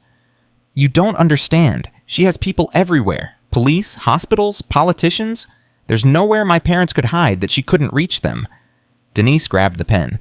"Then help us take her down. If Margaret goes to prison, your parents are safe forever." Charlotte stared at the words for a long moment. Her hands were shaking so badly she could barely hold the paper. "I have something," she wrote finally. "Something Margaret doesn't know about. A recording. I made it the night she told me what she was doing to Theodore. She admitted everything, bragged about it." Denise's heart stopped. "Where is it?" "Hidden, in the mansion, in a place Margaret would never look." "Can you get it?" Charlotte's tears fell onto the paper, smudging the ink. "I can try, but if she catches me, she'll kill me. I know she will. She's done it before." "Before?" Charlotte looked up, met Denise's eyes. "William Sr., her husband. Theodore's grandfather." Charlotte's voice was barely audible, even though they weren't speaking out loud. "He didn't die of a heart attack. Margaret poisoned him, the same way she's been poisoning Theodore." Denise sat back, stunned. "She's killed before, and she'll kill again unless we stop her." The door opened. The lawyers walked back in. "Time's up, ladies. Whatever you needed to discuss, I hope you've reached an understanding." Charlotte wiped her eyes and stood up. Her voice was steady now, controlled. "I've made my decision. I'm prepared to give a new statement, one that clarifies everything." The lawyer smiled. "Excellent. Mrs. Caldwell will be pleased." Charlotte looked at Denise one last time. "I hope you understand, Denise. I'm doing what I have to do for my family." Denise nodded slowly. "I understand perfectly." Charlotte walked out with her lawyers, and Denise sat alone in the conference room holding a piece of paper that contained the key to bringing down Margaret Caldwell forever. All she had to do was find the recording before Margaret found out what Charlotte was planning. The clock was ticking. That night, Charlotte moved through the Caldwell mansion like a ghost. Margaret was asleep. The security guards were focused on the perimeter, watching for intruders, not paying attention to the broken woman who shuffled through the halls in her bathrobe. She climbed the stairs to the 3rd floor. The floor no one used anymore. The floor where her husband's grandmother had lived until she died 10 years ago. The floor where Charlotte had hidden the recording on the night Margaret revealed her true nature. She found the room. The old sitting room with the antique furniture covered in white sheets. the place that smelled like dust and forgotten memories. The fireplace. The loose brick behind the mantel. Charlotte's hands were shaking so badly she could barely grip the edges. But she pulled, wiggled, felt the brick give way. Behind it was a small plastic bag. Inside the bag was a digital recorder. She had made the recording 18 months ago. The night Margaret sat her down and explained exactly how things were going to work in the Caldwell household. The night Margaret described in chilling detail what she had done to her husband and what she was planning to do to her grandson. Charlotte hadn't known what to do with the recording. She had been too scared to use it too broken to fight back. So she had hidden it and tried to forget. Now it was time to remember. She slipped the recorder into her robe pocket and turned toward the door. Margaret was standing there, looking for something dear. Charlotte's blood turned to ice. I couldn't sleep. I came up here to think. To think. In a dusty room you haven't visited in years, at 3 o'clock in the morning. Margaret stepped into the room, closing the door behind her. Do you think I'm stupid, Charlotte? No, Mother, I would never.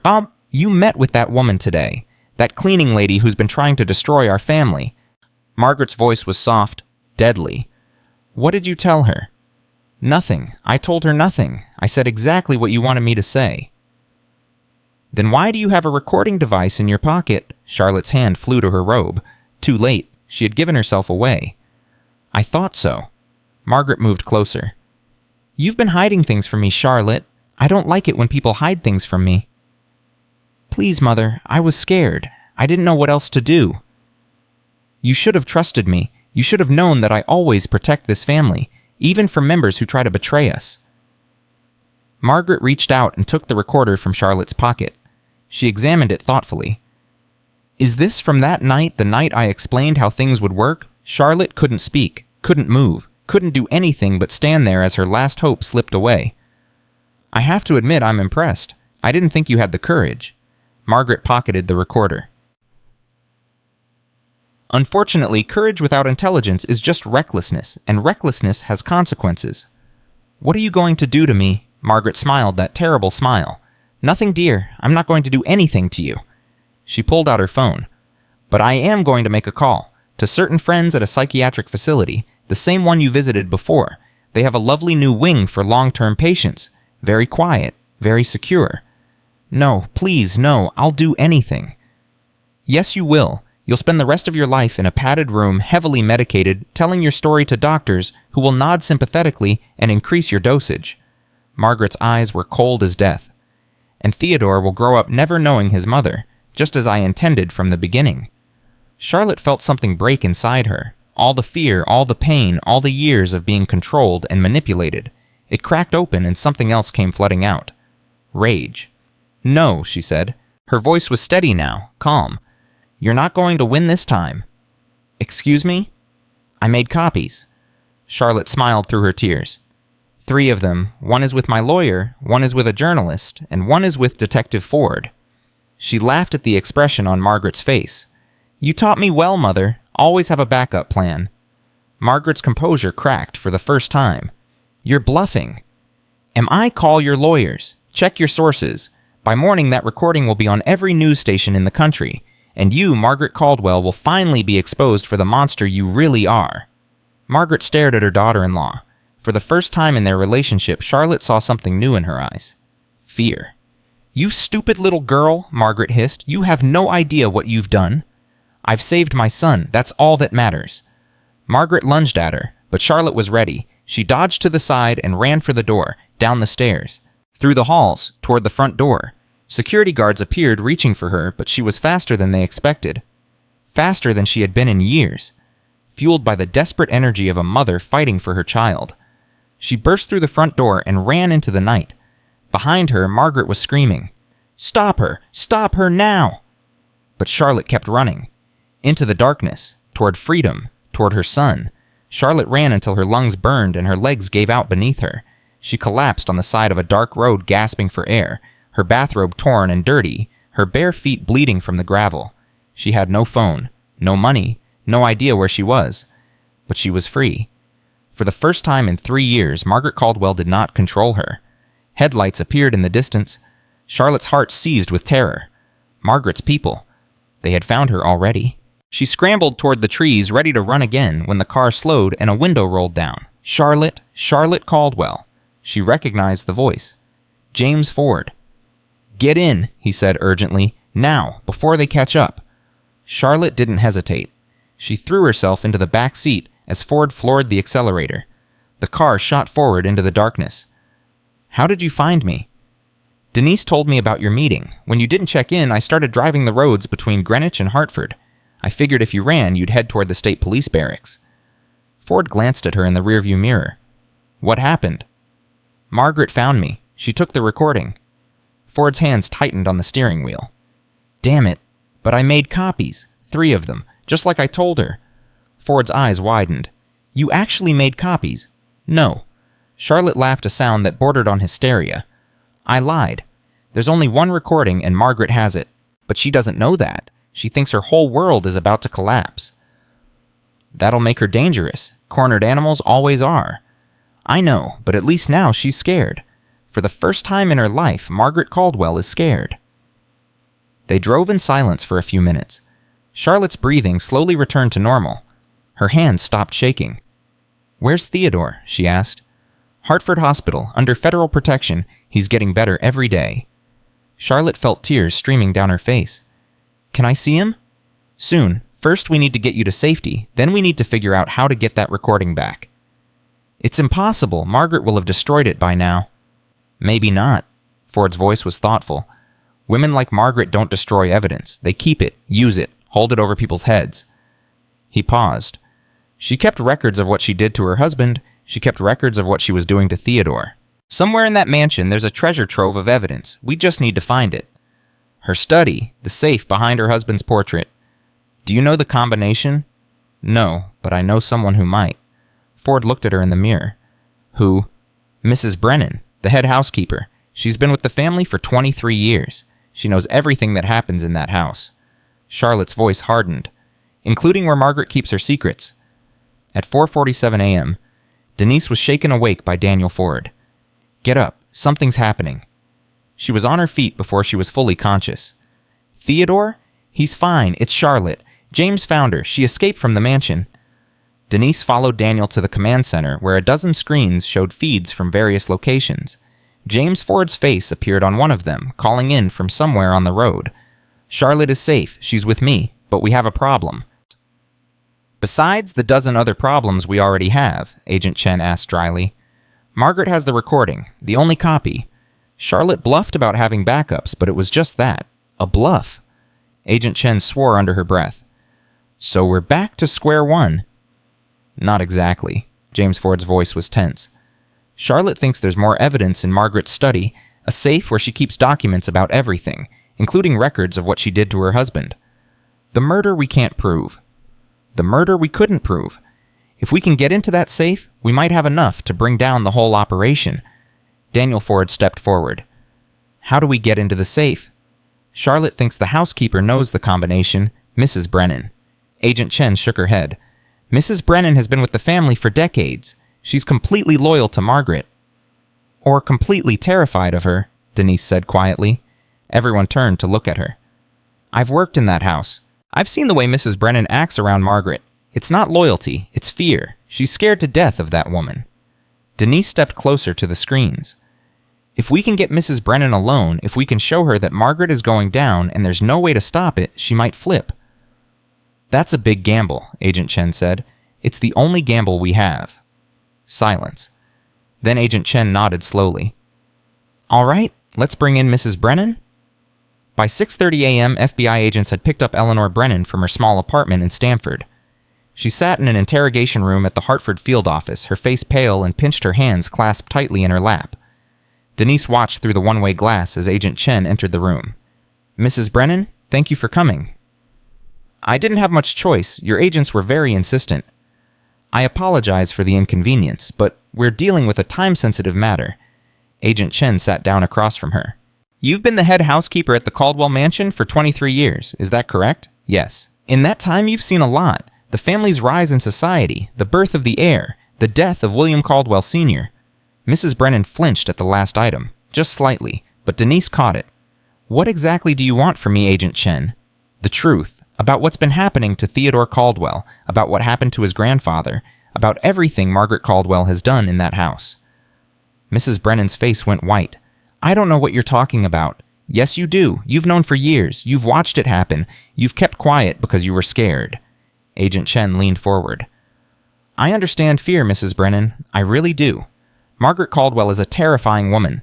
She's destroyed people who crossed her. She's killed at least one person that we know of. Probably more. I don't know anything about killing. Yes, you do. You were there when William Caldwell Sr. died. You saw the signs, the sudden illness, the rapid decline, the doctors who came from Margaret's handpicked list. Agent Chen's voice softened. You knew something was wrong, didn't you? You knew he was being murdered, and you couldn't do anything about it. Tears were forming in Mrs. Brennan's eyes. You don't understand. She's not just powerful, she's everywhere. She has connections in the police, the government, the hospitals. There's nowhere I could go that she couldn't reach me. That's not true anymore. Margaret Caldwell is finished. The FBI, the state police, federal prosecutors were all working together. By this time next week, she'll be in custody. And everyone who helped her, everyone who knew what she was doing and stayed silent, they'll be going down with her. Agent Chen paused. Unless they cooperate. Mrs. Brennan was crying now. I never wanted any of this. I just wanted to do my job, take care of the house. But Margaret, she made me part of it. Made me complicit. Every time Dr. Price came, I had to turn away. Every time that baby cried, I had to pretend I didn't hear. I know, and now you have a chance to make it right. Agent Chen pushed a box of tissues across the table. Tell me about the safe, Mrs. Brennan, the one behind William Sr.'s portrait. What's in it? Mrs. Brennan wiped her eyes. Her hands were trembling violently. Everything. She keeps everything in there. Records of payments to Dr. Price, medical files on Theodore, documents from when her husband was sick. Her voice dropped to a whisper. And the original autopsy report, the one that was never filed. Agent Chen went very still. There's an autopsy report. She had a private doctor perform an autopsy before the official one. The results showed poison in his system, but she paid to have those results buried, paid to have a fake report submitted. Mrs. Brennan looked up with haunted eyes. She's been holding that document over people's heads for 5 years. Anyone who might talk, she reminds them that she has proof they were involved. Do you know the combination to the safe? Mrs. Brennan nodded slowly. She made me memorize it, in case something happened to her. Someone has to be able to access the insurance, she said. That's what she called it. Insurance. Will you give us the combination? A long pause. Mrs. Brennan looked at the one-way glass as if she knew someone was watching. If I do this, I need protection. Real protection. New identity, new city, the whole thing. We can arrange that. And I need to know that Theodore is safe. That poor baby. I tried to help him when I could. Turned up the heat when Margaret wasn't looking. Slipped formula into his bottles when she wasn't watching. I couldn't save him, but I tried. Behind the glass, Denise felt her heart crack open. All those mornings when she thought she was the only one who cared, Mrs. Brennan had been fighting too, in her own small, terrified way. Theodore is safe, Agent Chen said. He's in federal custody, getting the best medical care available. He's going to be okay. Mrs. Brennan broke down completely. 23 years of fear and guilt came pouring out in heaving sobs that shook her entire body. When she finally composed herself, she looked at Agent Chen with something like peace in her eyes. The combination is 7/23/1958, Margaret's wedding anniversary. She said William would appreciate the irony. At 8:15 a.m., a team of FBI agents arrived at the Caldwell mansion with a federal search warrant. Margaret Caldwell met them at the door in a silk dress and pearls, looking every inch the dignified socialite. I've already spoken with my lawyers. This search is illegal. I'll have your badges for this. The warrant is signed by a federal judge, Mrs. Caldwell. We have authorization to search the entire premises. Agent Chen stepped forward. Including your study. For the first time, genuine fear flickered across Margaret's face. My study is private. It contains confidential business documents. Then you shouldn't have used it to store evidence of multiple felonies. Agent Chen gestured to her team. Let's go. They moved through the mansion with systematic precision.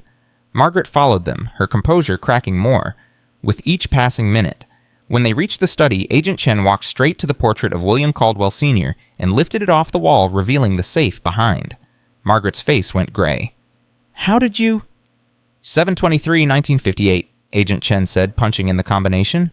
The safe clicked open. Inside was exactly what Mrs. Brennan had described. Folders, documents, medical records, financial transactions, and at the very back a manila envelope labeled WC Final Results. Agent Chen opened it and read silently. Her face went hard as stone. Margaret Caldwell, you are under arrest for the murder of William Caldwell II. You have the right to remain silent. Anything you say can and will be used against you in a court of law. Margaret stood frozen as agents moved toward her with handcuffs. Then something broke inside her. You can't do this to me, she screamed, backing away. Do you know who I am? I built an empire. I own half the politicians in this state. I'll have you all destroyed, every single one of you. Ma'am, please don't resist. Margaret grabbed a letter opener from her desk and brandished it wildly. Stay away from me, all of you, stay away. Ma'am, put down the weapon. I am Margaret Caldwell. I am not going to prison. I would rather die than let you people humiliate me. She raised the letter opener toward her own throat. No. Agent Chen lunged forward. There was a struggle, screaming, the sound of something clattering to the floor. When it was over, Margaret was on the ground, handcuffed, sobbing hysterically. You don't understand, she kept saying.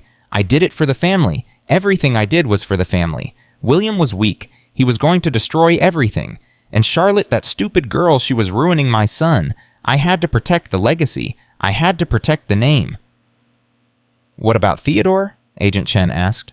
Your own grandson. You were poisoning him, killing him slowly. Was that for the family too? Margaret's tears stopped. Her face went cold and hard. Theodore was never going to be a true Caldwell. Not with that woman's blood in his veins. I was simply correcting a mistake. The room went silent. Agent Chen stepped back, her face a mask of controlled disgust. Get her out of here. Agents lifted Margaret to her feet and led her toward the door. As she passed the portrait of her dead husband, she stopped and looked at it one last time. I loved you, William, she whispered. Everything I did for you. Then she was gone. At 10:30 a.m., Denise walked into Theodore's hospital room. Charlotte was already there, sitting beside the crib, holding her son's tiny hand. Theodore was awake, alert, his eyes bright and curious in a way Denise had never seen before. Look who's here, baby, Charlotte whispered. It's Denise, the lady who saved your life. Denise approached slowly, her heart full of emotions she couldn't name. Hey, little man, you look so much better. Theodore smiled at her, a real smile. The kind of smile healthy babies gave to people they loved. Denise burst into tears. Charlotte stood and wrapped her arms around her. They held each other and cried, two women who had been through hell together and somehow come out the other side. Thank you, Charlotte whispered. Thank you for not giving up on him, for not giving up on me. I couldn't walk away, not from him. Denise pulled back and wiped her eyes. I have a son too, you know, Marcus. He's 8. He's sick too. That's why I took the job at your house. I needed the money for his surgery. I know, Detective Ford told me. Charlotte squeezed her hands. The surgery is going to happen. I'm paying for it. Denise shook her head. Charlotte, you don't have to. Yes, I do. You saved my son's life. You risked everything for a baby you didn't even know. The least I can do is help save your son. Charlotte smiled through her tears. Besides, Marcus and Theodore are going to grow up together. They're going to be brothers. You're family now, Denise, whether you like it or not. Denise couldn't speak, could barely breathe. Family. She had come to the Caldwell mansion looking for a paycheck. She had found a family instead. There's more, Charlotte said. The FBI found everything in Margaret's safe. The murder evidence, the records of what Dr. Price was doing to Theodore. Financial transactions proving she bribed officials across 3 states. Charlotte's voice hardened with satisfaction. She's going away forever, Denise. Her and Dr. Price both. They're never going to hurt anyone again. And you? What happens to you now? I inherit everything. The house, the company, the money. William is standing by me. He's horrified by what his mother did. He blames himself for not seeing it sooner. Charlotte looked down at Theodore. We're going to sell the mansion. Start over somewhere new. Somewhere without ghosts. That sounds perfect. Come with us. Charlotte grabbed her hand. Bring Marcus. We'll buy a house with a big backyard. The boys can play together. You can help me learn how to be a real mother. Please, Denise, I can't do this alone. Denise looked at Theodore, at his bright eyes, his healthy color, his tiny hands reaching up toward her. She thought about Marcus, about the surgery he needed, about the life they could have free from poverty and fear. She thought about her mother's words. God doesn't put you places by accident. Maybe this was where she was supposed to be all along? Okay, she said softly. Okay, I'll come with you. Charlotte hugged her again, laughing and crying at the same time. Theodore made a sound that might have been a giggle, and for the first time in months, Denise felt something she had almost forgotten how to feel. Hope. 3 weeks later, the trial began. Margaret Caldwell and Dr. Raymond Price sat at the defense table surrounded by the most expensive lawyers money could buy. The courtroom was packed with reporters, spectators, and cameras broadcasting to millions of people across the country. Denise sat in the witness box facing the prosecutor. Miss Williams, can you describe what you observed on the morning of October 18th when you first entered the nursery? Denise took a deep breath. The room was freezing cold. The thermostat was set to 55 degrees. Theodore was in his crib, barely moving. His skin was gray. He was too weak to even cry properly. And what did you? I turned up the heat. I picked him up and held him against my chest, trying to warm him. He was so cold, so small. I knew immediately that something was very wrong. Did you confront anyone about what you observed? I tried to talk to Charlotte, his mother, but she was scared. Later, Margaret Caldwell herself confronted me. She told me to mind my own business. She threatened to destroy my life if I didn't stay quiet. But you didn't stay quiet. No. Denise looked directly at Margaret, who glared back with pure hatred. I couldn't. Theodore was dying and no one else was willing to save him, so I did what I had to do. The trial lasted 2 weeks. Witness after witness took the stand. Mrs. Brennan described the horrors she had witnessed over 23 years. Dr. Martinez presented her medical findings explaining in clinical detail how Theodore had been systematically poisoned. FBI analysts walked the jury through the documents found in Margaret's safe, including the original autopsy report that proved she had murdered her husband. Charlotte testified for 3 hours describing the abuse she had suffered at Margaret's hands. The threats, the manipulation, the psychiatric commitment that was designed to break her spirit completely. When it was Margaret's turn to testify, she maintained her contained her composure for exactly 12 minutes. Then the prosecutor asked about Theodore. Mrs. Caldwell, did you instruct Dr. Price to administer substances to your grandson that were designed to make him appear ill? Margaret's face twisted. I was trying to save him. His mother was incompetent. She was going to run him, turn him into a weak, sniveling nothing. I was making him strong. By poisoning him, by preparing him for the real world, by teaching him that life is hard and only the strong survive. Margaret's voice rose to a shriek. I built an empire, I created a legacy, and I was not going to let that stupid girl and her worthless bloodline destroy everything I worked for.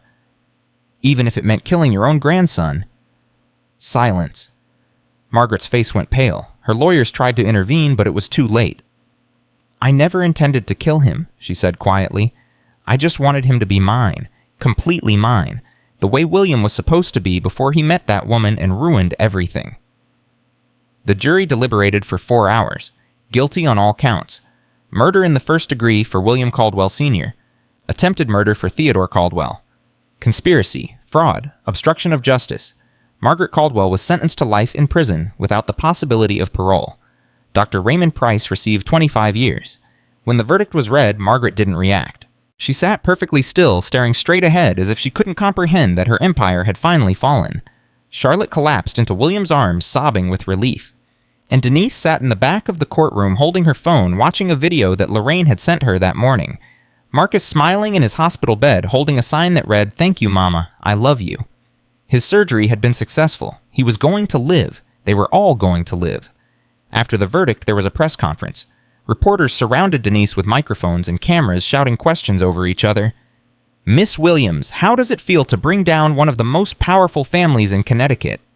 Miss Williams, are you planning to write a book? Miss Williams, what would you say to other domestic workers who witness abuse in wealthy households? Denise stood at the podium, overwhelmed by the chaos. She thought about running, about hiding from all this attention, about going back to being invisible. Then she thought about Theodore, about all the other children in houses like the Caldwell mansion, children whose suffering was hidden behind money and power and silence. I'm not a hero, she said finally, and the crowd went quiet. I'm just a mother who saw a baby in pain and couldn't walk away. That's not special. That's what any decent person would do. But you risked everything, a reporter called out. Your job, your freedom, your son's safety. Why? Denise thought about the question for a long moment. Because every child deserves someone who will fight for them, even if that someone is just a cleaning lady who doesn't know when to mind her own business. She looked directly into the cameras. There are children suffering right now in beautiful houses behind closed doors, and the only way we stop it is by speaking up, by refusing to look away, by being brave enough to say something is wrong, even when powerful people tell us to be quiet. What's your message to those children? Denise felt tears burning her eyes. You matter. Your pain matters. And somewhere out there, someone cares about you. Someone is going to fight for you. She took a breath. You just have to hold on until they find you. The press conference ended.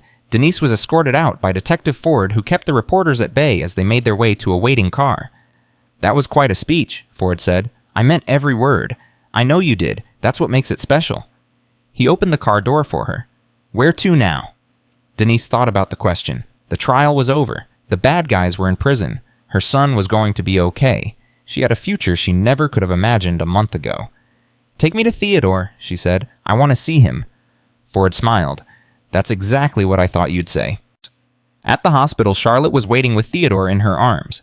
The baby was unrecognizable from the gray, dying creature Denise had first seen in that freezing nursery. His cheeks were pink and full. His eyes were bright and curious. He reached out toward Denise with chubby arms, making happy sounds that filled the room with joy. He's been asking for you all day, Charlotte said, smiling through her tears. Well, making sounds that I've decided mean, where's Denise?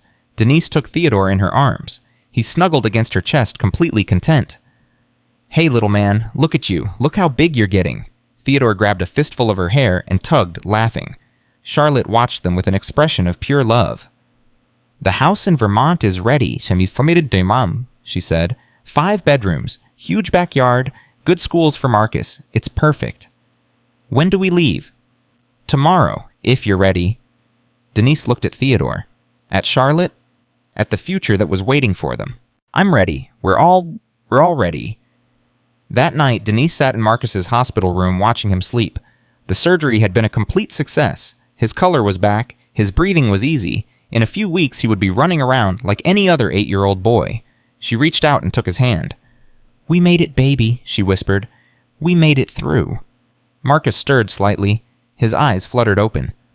Mama? I'm here, sweetheart. I'm right here. I saw you on the news. You were on TV. I know. Pretty crazy, right?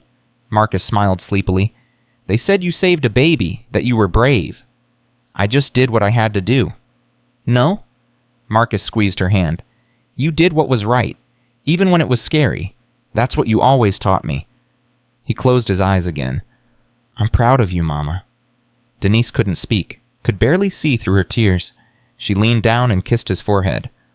I love you, Marcus, more than anything in the world. I love you too, Mama. Please. He drifted back to sleep. Denise sat in the quiet room holding her son's hand, feeling the weight of everything she had been through. She thought about Margaret Caldwell spending the rest of her life in prison. She thought about Theodore finally getting the love and care he deserved. She thought about Charlotte free at last from the monster who had controlled her.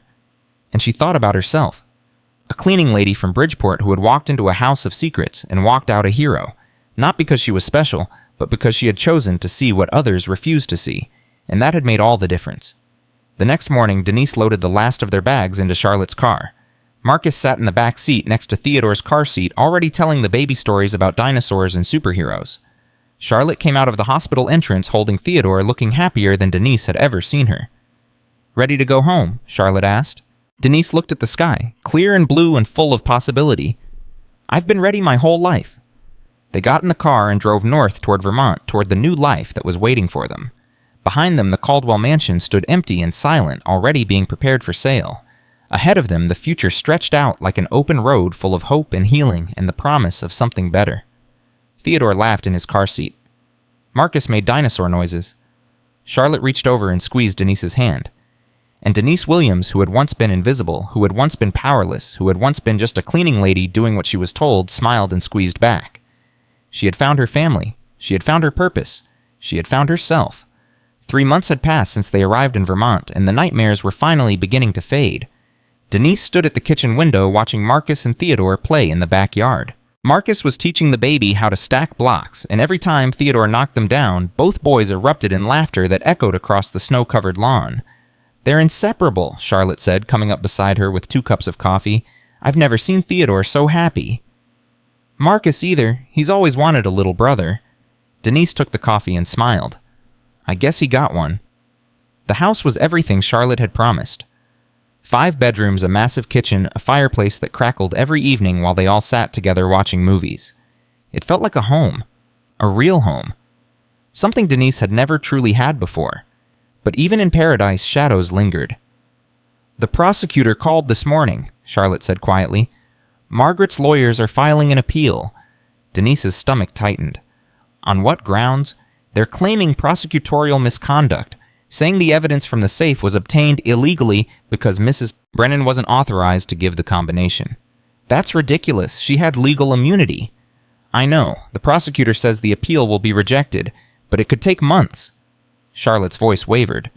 "And during that time, Margaret will be fighting. She'll be in the news again, telling her lies." Denise set down her coffee and took Charlotte's hand. "Let her fight. Let her appeal. It won't change anything. The evidence is overwhelming. The jury convicted her unanimously. She's never getting out of that prison." I know that logically, but emotionally..." Charlotte's eyes filled with tears. "Every time I hear her name, I feel like I'm back in that house, back under her control, like she's still winning somehow." "She's not winning. Look at your son." Denise pointed out the window at Theodore, who was currently being smothered in kisses by Marcus.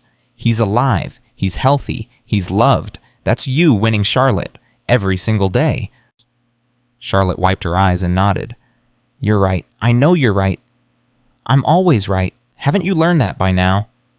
Charlotte laughed through her tears, and the tension in the kitchen eased. But Denise knew the truth. The appeal was just the beginning. Margaret Caldwell would never stop fighting. Never stop trying to destroy them from behind bars. They would have to be ready. 2 weeks later, the first letter arrived. Denise found it in the mailbox tucked between bills and junk mail. No return address, her name written in elegant cursive. She opened it with trembling hands. "Dear Miss Williams, you think you've won. You think you've destroyed me, but you've only delayed the inevitable. I built an empire. I created a dynasty, and I will not let a cleaning lady and a weak-willed fool tear it apart. Enjoy your little house in Vermont. Enjoy playing family, because I promise you it won't last. Sincerely, Margaret Caldwell." Denise read the letter 3 times. Her hands were shaking so badly she could barely hold the paper. She didn't tell Charlotte, didn't want to scare her. Instead, she called Detective Ford. "She's writing letters now," Ford's voice was tight with anger. "That's a violation of her parole conditions. She's not supposed to contact anyone related to the case." "Can you stop her? I'll talk to the prison authorities. But honestly, Margaret has connections everywhere. She probably has guards on her payroll." Ford paused. "Are you safe up there?" "I think so. The house has a security system, and I'm not exactly defenseless." "Good, but stay vigilant. Margaret is desperate now. Desperate people do dangerous things." Denise hung up and stared at the letter. This wasn't over. Margaret was still reaching for them, still trying to hurt them. But this time Denise was ready. She burned the letter in the fireplace and didn't tell anyone what she had done. The second letter arrived a week later, then the third, then the fourth. Each one more threatening than the last. Each one filled with promises of destruction and revenge. Denise burned them all, but she couldn't burn the fear that was growing in her chest. Couldn't burn the feeling that something terrible was coming. On the night of the 7th letter, she woke to a sound outside her window. Footsteps. Denise's heart stopped. She lay perfectly still, listening. The footsteps moved along the side of the house. Slow, deliberate. Someone was testing the windows. She reached under her pillow and pulled out the gun that Ford had given her. She had never fired a weapon in her life, but she had learned, had practiced, had prepared for this moment. The footsteps stopped outside her door. Denise held her breath. A shadow passed across the window. Someone was standing there. Right there. Then just as suddenly, the footsteps moved away, fading into the darkness. Denise waited 10 minutes before she moved. Then she crept to Charlotte's room and shook her awake. Someone was outside, checking the windows. Charlotte's face went white. "Margaret." "I don't know, but we need to call the police. Now." The police arrived within 15 minutes. They searched the property, found footprints in the snow, but no intruder. "Could have been a deer," the officer said doubtfully, "or a homeless person looking for shelter." "It wasn't a deer." Denise showed him the letters she had hidden.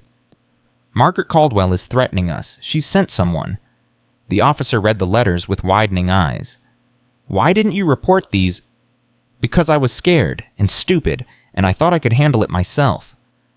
"Ma'am, this is a serious matter. These letters constitute criminal harassment, and if she's sending people to your house—" The officer shook his head. "You need federal protection. This is beyond what local police can handle." Denise felt the world tilting beneath her feet.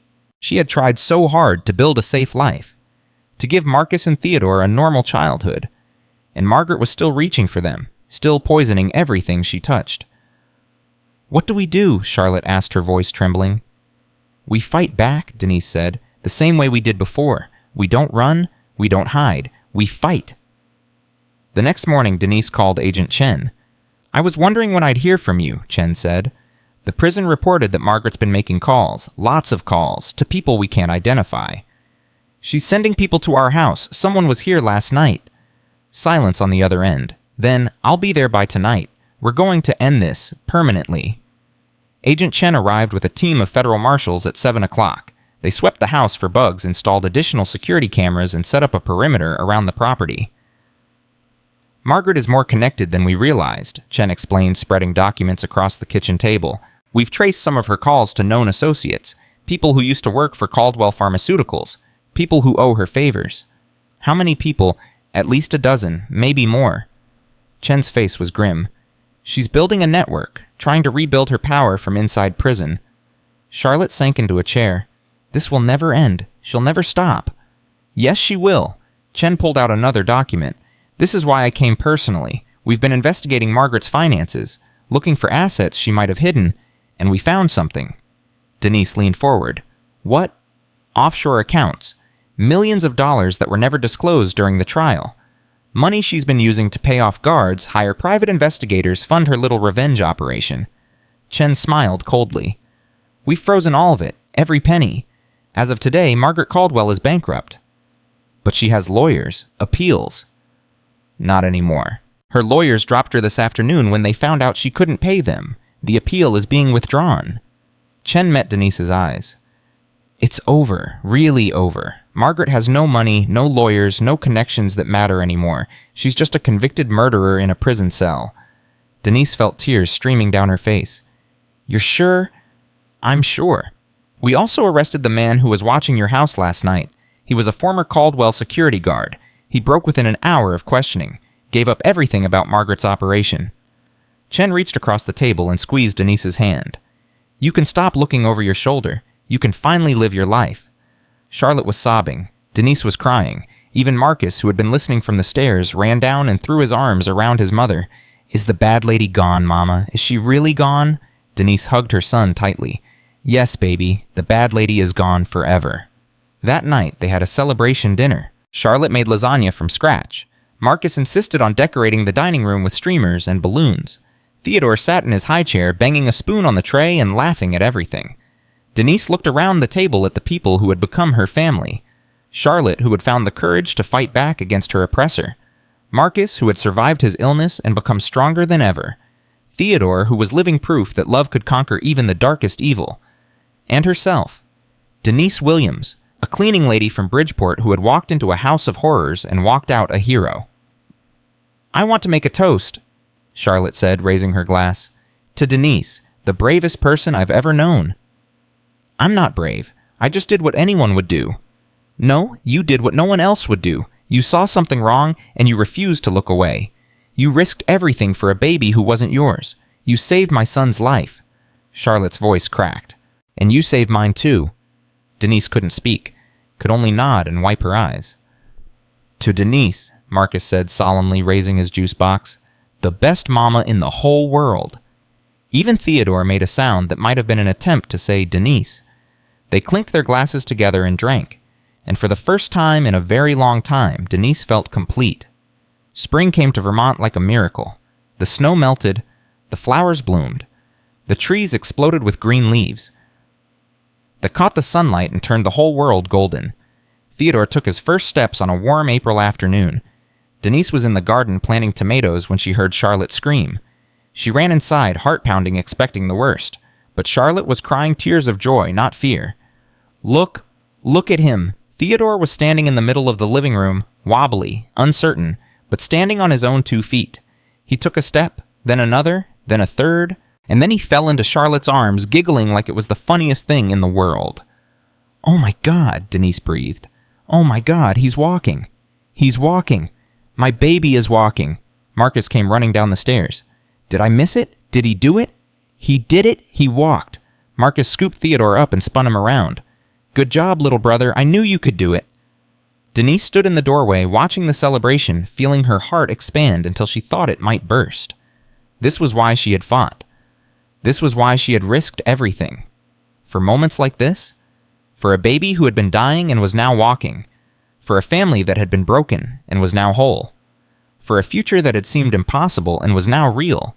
She went to join them, laughing and crying at the same time, and they all held each other in the golden afternoon light. Life against all odds had won. Summer brought visitors. Detective Ford came first to check on them and give Denise an update on Margaret. She's been transferred to a maximum security facility in upstate New York. Solitary confinement, no visitors, no phone calls. She'll die in that cell. Good. Denise felt no sympathy, no mercy, only relief. Is it wrong that I'm glad? No, it's human. She tried to destroy everything you love. You're allowed to be glad she failed. They sat on the porch drinking lemonade, watching Marcus teach Theodore how to catch fireflies. "What about you?" Ford asked. "What's next for Denise Williams?" "I don't know. For the first time in my life, I don't have to worry about money. Charlotte put Marcus's college fund in my name. She pays for everything here. I could do anything I want." "And what do you want?" Denise thought about the question. Really thought about it. "I want to help other people. Other women like me who see something wrong in the houses they work in but don't know what to do about it." "Shiz." She turned to Ford. "I want to start an organization, a network for domestic workers. Train them to recognize abuse. Give them resources to report it. Protect them when they speak up." Ford nodded slowly. "That's a hell of a goal. I have a hell of a story to inspire them." "You do. You really do." Ford stood up and shook her hand. "If you ever need anything, you call me. I'll always answer." "I know, and Ford, thank you for everything." He smiled a rare, genuine smile. "Thank you, Denise, for reminding me why I became a cop in the first place." He drove away, and Denise went back to watching the boys catch fireflies. 2 weeks later, Dr. Martinez came to visit. She examined Theodore thoroughly, checking every vital sign, testing every reflex. "He's perfect," she said finally, her voice thick with emotion. "Absolutely perfect. No permanent damage from the poisoning. His heart is strong. His development is on track. He's going to live a completely normal life." Charlotte burst into tears. Denise hugged her tightly. "I have to be honest." Dr. Martinez continued. "When I first saw him, I didn't think he would survive. The damage was so severe. Another week, maybe 2, and he would have been gone." She looked at Denise. "You saved his life. You literally saved his life. Never forget that." "I won't. I couldn't even if I wanted to." Dr. Martinez left that evening, but not before giving both women her personal phone number. "If you ever need me for anything, you call, day or night. I mean it. Thank you, doctor, for believing me when no one else did. Thank you for being brave enough to tell the truth." Autumn arrived with crimson leaves and crisp mornings. Marcus started school, a small private school where the teachers were kind and the other children were curious about the new boy from Connecticut. "They ask about you, Mama," Marcus said one evening. "About what happened? About the trial?" "What do you tell them?" "That my mama is a hero, that she saved a baby's life." Marcus looked at her with pride shining in his eyes. "I tell them you're the bravest person in the whole world." Denise felt tears welling up. "I'm not a hero, baby. I'm just your mama." "You can be both." Marcus hugged her tightly. "I love you, Mama. I'm so glad you're my mom." "I love you too, sweetheart, more than all the stars in the sky." October brought Theodore's first birthday. They held a party in the backyard. Just family. Charlotte, Denise, Marcus, William, who had finally taken a leave from work to be with his son. Lorraine came too with her newborn daughter, Denise's niece. She watched the celebration with tears in her eye. "Look at you," she said to Denise. "Look at what you've built. A family. A real family." "I got lucky." "No, you got brave. There's a difference." Lorraine squeezed her hand. "Mama would be so proud of you." "You know that, right?" Denise thought about her mother, her strength, her faith, her unwavering belief that God put people where they needed to be. I know, I feel her with me sometimes, especially when things were hard. She's always with you, in here.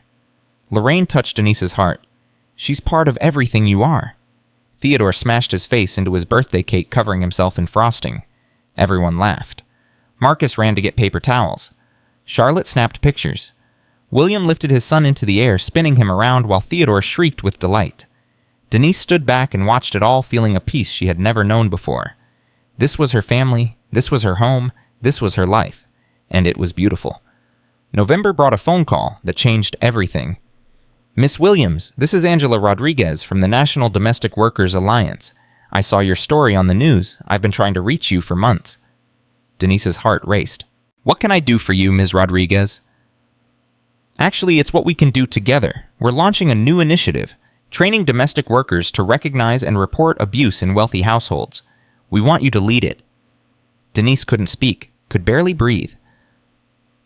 We've secured funding from 3 major foundations. We're partnering with law enforcement agencies in 12 states, and we want your story to be the centerpiece of our campaign. Angela's voice was warm with admiration. You're a symbol, Miss Williams, a symbol of courage and justice. We want to use that symbol to help others. I don't know what to say. Say yes. Say you'll help us change the world. Denise looked out the window at the garden she had planted, the garden where Theodore had taken his first steps, the garden where her family played every day. She thought about all the other cleaning ladies, nannies, housekeepers working in houses where terrible things happened behind closed doors. All the women who saw abuse and felt powerless to stop it. She could help them. She could give them a voice. Yes, she said. I'll do it. I'll help you change the world. December brought snow and celebration. The Theodore Project launched on Christmas Eve. National news coverage. Interviews with major networks. Denise's face on magazine covers alongside the headline, "The Cleaning Lady Who Took Down a Billionaire." Donations poured in. Volunteers signed up by the thousands. Training programs were established in 23 states, and letters arrived every day from domestic workers across the country. Women who had seen abuse and stayed silent. Women who were finding the courage to speak up because Denise had shown them it was possible. Dear Miss Williams, one letter read, I'm a nanny in Los Angeles. I've been watching a child get hit by his father for 2 years. I never said anything because I was scared. After hearing your story, I called CPS. They took the child into protective custody yesterday. Thank you for giving me the courage to do what was right. Denise read every letter, answered as many as she could, cried over almost all of them. Charlotte found her one evening surrounded by piles of mail tears streaming down her face. Are you okay? More than okay. Denise held up a letter. This woman in Texas saved 3 children because she heard about what I did. 3 children, Charlotte. They're safe now because I refused to look away. Charlotte sat down beside her. You started something amazing. We started something amazing. I couldn't have done any of this without you. Yes, you could have, but I'm glad you didn't have to. Charlotte hugged her tightly. Merry Christmas, Denise. Merry Christmas, Charlotte. Through the window, they could see Marcus helping Theodore hang ornaments on the tree. William was untangling lights. The fire was crackling. The house smelled like cinnamon and pine. It was perfect. It was home. New Year's Eve brought reflection. Denise stood alone on the back porch watching the stars appear one by one in the frozen sky. 1 year ago, she had been a desperate woman struggling to survive, terrified for her son's life. She had taken a job cleaning toilets in a mansion, hoping for nothing more than a paycheck. Now she was the founder of a national movement, a symbol of courage, a voice for the voiceless, and more importantly, she was a mother whose son was healthy, a friend whose chosen family loved her unconditionally, a woman who had found her purpose. Charlotte came out with 2 glasses of champagne. 5 minutes to midnight. Thought you might want company. Always? They stood together watching the stars. What are you thinking about? Charlotte asked. Everything. Nothing. How strange life is. Denise took a sip of champagne. A year ago I was cleaning your floors. Now we're family. We were always going to be family. I think we just didn't know it yet. From inside, Marcus started counting down. 10, 9, 8. Theodore babbled along, not understanding but wanting to be part of the excitement. 7, 6, 5. Charlotte took Denise's hand. 4, 3, 2. The fireworks started early somewhere in the distance. 1 Happy New Year. Denise and Charlotte toasted, then went inside to hug the boys and kiss the baby and celebrate the beginning of a new chapter. A chapter they were writing together. 2 years later, Denise stood at a podium in Washington, D.C., addressing a crowd of 5,000 people. Behind her, a banner read, "The Theodore Project National Conference." In the audience sat Charlotte William Marcus Theodore Detective Ford, Agent Chen Dr. Martinez, Mrs. Brennan, who had found a new life under witness protection, and hundreds of domestic workers from across the country. 5 years ago, Denise began, I was nobody, a cleaning lady from Bridgeport, a single mother struggling to pay for her son's surgery. I had no power, no connections, no voice. She paused, looking out at the sea of faces. Then I walked into a house and saw a baby dying. A baby whose own grandmother was slowly poisoning him to death. And I had a choice. I could look away, keep my head down, take my paycheck, and pretend I hadn't seen anything. That's what everyone expected me to do. That's what made sense. Her voice strengthened. But I couldn't do it, because that baby deserved someone who would fight for him. Every child deserves someone who will fight for them. And sometimes that someone is the person nobody expects. The person society ignores. The person who's supposed to be invisible. She held up her hand. In the past 2 years, the Theodore Project has trained over 15,000 domestic workers in abuse recognition and reporting. We've partnered with law enforcement agencies in 42 states. We've helped rescue over 300 children from abusive situations. The crowd erupted in applause. But we're not done. We're not even close to done, because right now in mansions and apartments and houses across this country, there are children suffering behind closed doors. And the only people who see them, really see them, are the nannies and cleaning ladies and housekeepers who come to work every day. She looked directly into the cameras. To all the domestic workers watching this, you are not invisible. You are not powerless. You have eyes that see and voices that matter. And when you see something wrong, I want you to know that there are people who will stand with you. People who will protect you. People who will fight beside you. She thought about Theodore, about Marcus, about Charlotte and William, and everyone who had become her family. Margaret Caldwell thought she was untouchable.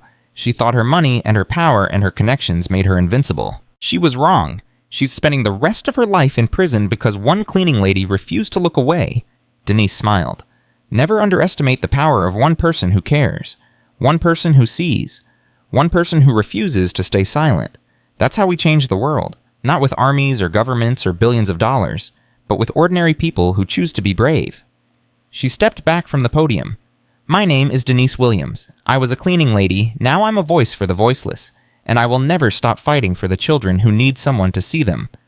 The crowd rose to their feet. The applause was thunderous. Standing ovation. People were crying, cheering, chanting her name. Denise looked at Theodore sitting on William's lap in the front row. 3 years old now, healthy, happy, alive. He waved at her. She waved back. This was what it meant to matter. This was what it meant to make a difference. Not fame, not money, not power. Just a baby who was alive because she had refused to walk away. That night at the hotel, Marcus came to her room. Mama, can I talk to you? Of course, baby. What's on your mind? Marcus, now 11 years old, sat on the edge of her bed. He was growing so fast, becoming a young man before her eyes. I've been thinking about what I want to be when I grow up. And what have you decided? I want to be like you. Denise felt tears spring to her eyes. Like me. Someone who helps people, someone who sees when things are wrong and tries to fix them, someone brave. Marcus looked at her with those serious eyes. You're my hero, Mama. You always have been. Denise pulled him into her arms and held him tight. You're already everything I ever dreamed you would be, she whispered. You're kind and smart and brave and good.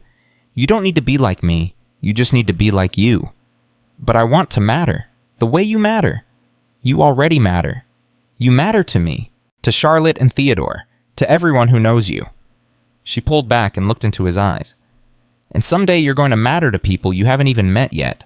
People whose lives you'll change just by being who you are. Marcus smiled, that smile that reminded her of everything good in the world. I love you, Mama.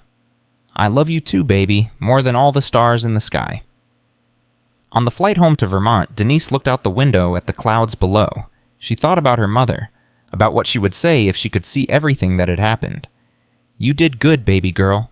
She could almost hear the words. You did real good. Denise closed her eyes and smiled. 3 years ago, she had been a cleaning lady with nothing but desperation and a mother's love. Now she was something more. Not a hero. Heroes were in comic books. Just a woman who had seen something wrong and refused to look away. A woman who had fought for a child who wasn't hers. A woman who had changed the world by simply caring when it would have been easier not to. The plane landed in Burlington. Charlotte was waiting at the airport with Theodore, who ran to Denise shouting, "Auntie D, Auntie D," and throwing his arms around her legs. She picked him up and hugged him close. "Did you miss me, little man? So much Charlotte said you were saving other babies like you saved me." "That's right. That's exactly what I was doing." Theodore looked at her with those bright blue eyes that had once been so dull and empty. "You're a superhero, Auntie D." Denise laughed and kissed his forehead. "No, sweetheart. I'm just a cleaning lady who learned something important." "What?" She looked at Charlotte. At Marcus, at this family she had found in the most unexpected place. That the person who saves you isn't always the one with the most power. Sometimes it's the one with the most heart. Theodore didn't understand. He was only 3, but someday he would. Someday he would know the whole story, know how close he had come to death, know that a stranger had walked into his life and chosen to fight for him when everyone else had looked away. And maybe, just maybe, he would carry that lesson forward. Maybe he would become someone who saw the invisible, who fought for the powerless, who refused to stay silent when silence was easier. That was her hope, her dream, her legacy. Not fame or fortune or recognition, just a world where every child had someone willing to fight for them. They drove home through the snow-covered mountains, the setting sun painting the sky in shades of gold and pink and purple. Denise held Theodore on her lap, watching the world pass by outside the window. She had walked into a house of horrors looking for a paycheck. She had walked out with something far more valuable, a family, a purpose, a life that mattered, and that in the end was worth more than all the money in the world. Because Denise Williams had learned the truth that Margaret Caldwell never understood. Real power wasn't about wealth or status or control. Real power was about love. The love of a mother for her children, the love of strangers who become family, the love that sees suffering and refuses to turn away. That was the power that had saved Theodore Caldwell. That was the power that had brought down a billionaire. That was the power that would change the world, one caring heart at a time, one brave voice at a time, one child saved at a time. And as the car pulled into the driveway of their Vermont home, as Marcus ran to open the door, as Theodore squealed with delight at seeing the dog that bounded out to greet them, Denise Williams knew with absolute certainty that she had found her place in the world. Not in a mansion full of secrets, not in a courthouse full of cameras, but here, in a home full of love, with a family she had chosen and who had chosen her. This was where she belonged. This was who she was meant to be. And nothing, not Margaret Caldwell, not fear, not doubt, not all the money in the world could ever take that away from her. Because Denise Williams had discovered the most powerful truth of all, that ordinary people doing extraordinary things can change the world, and she was living proof.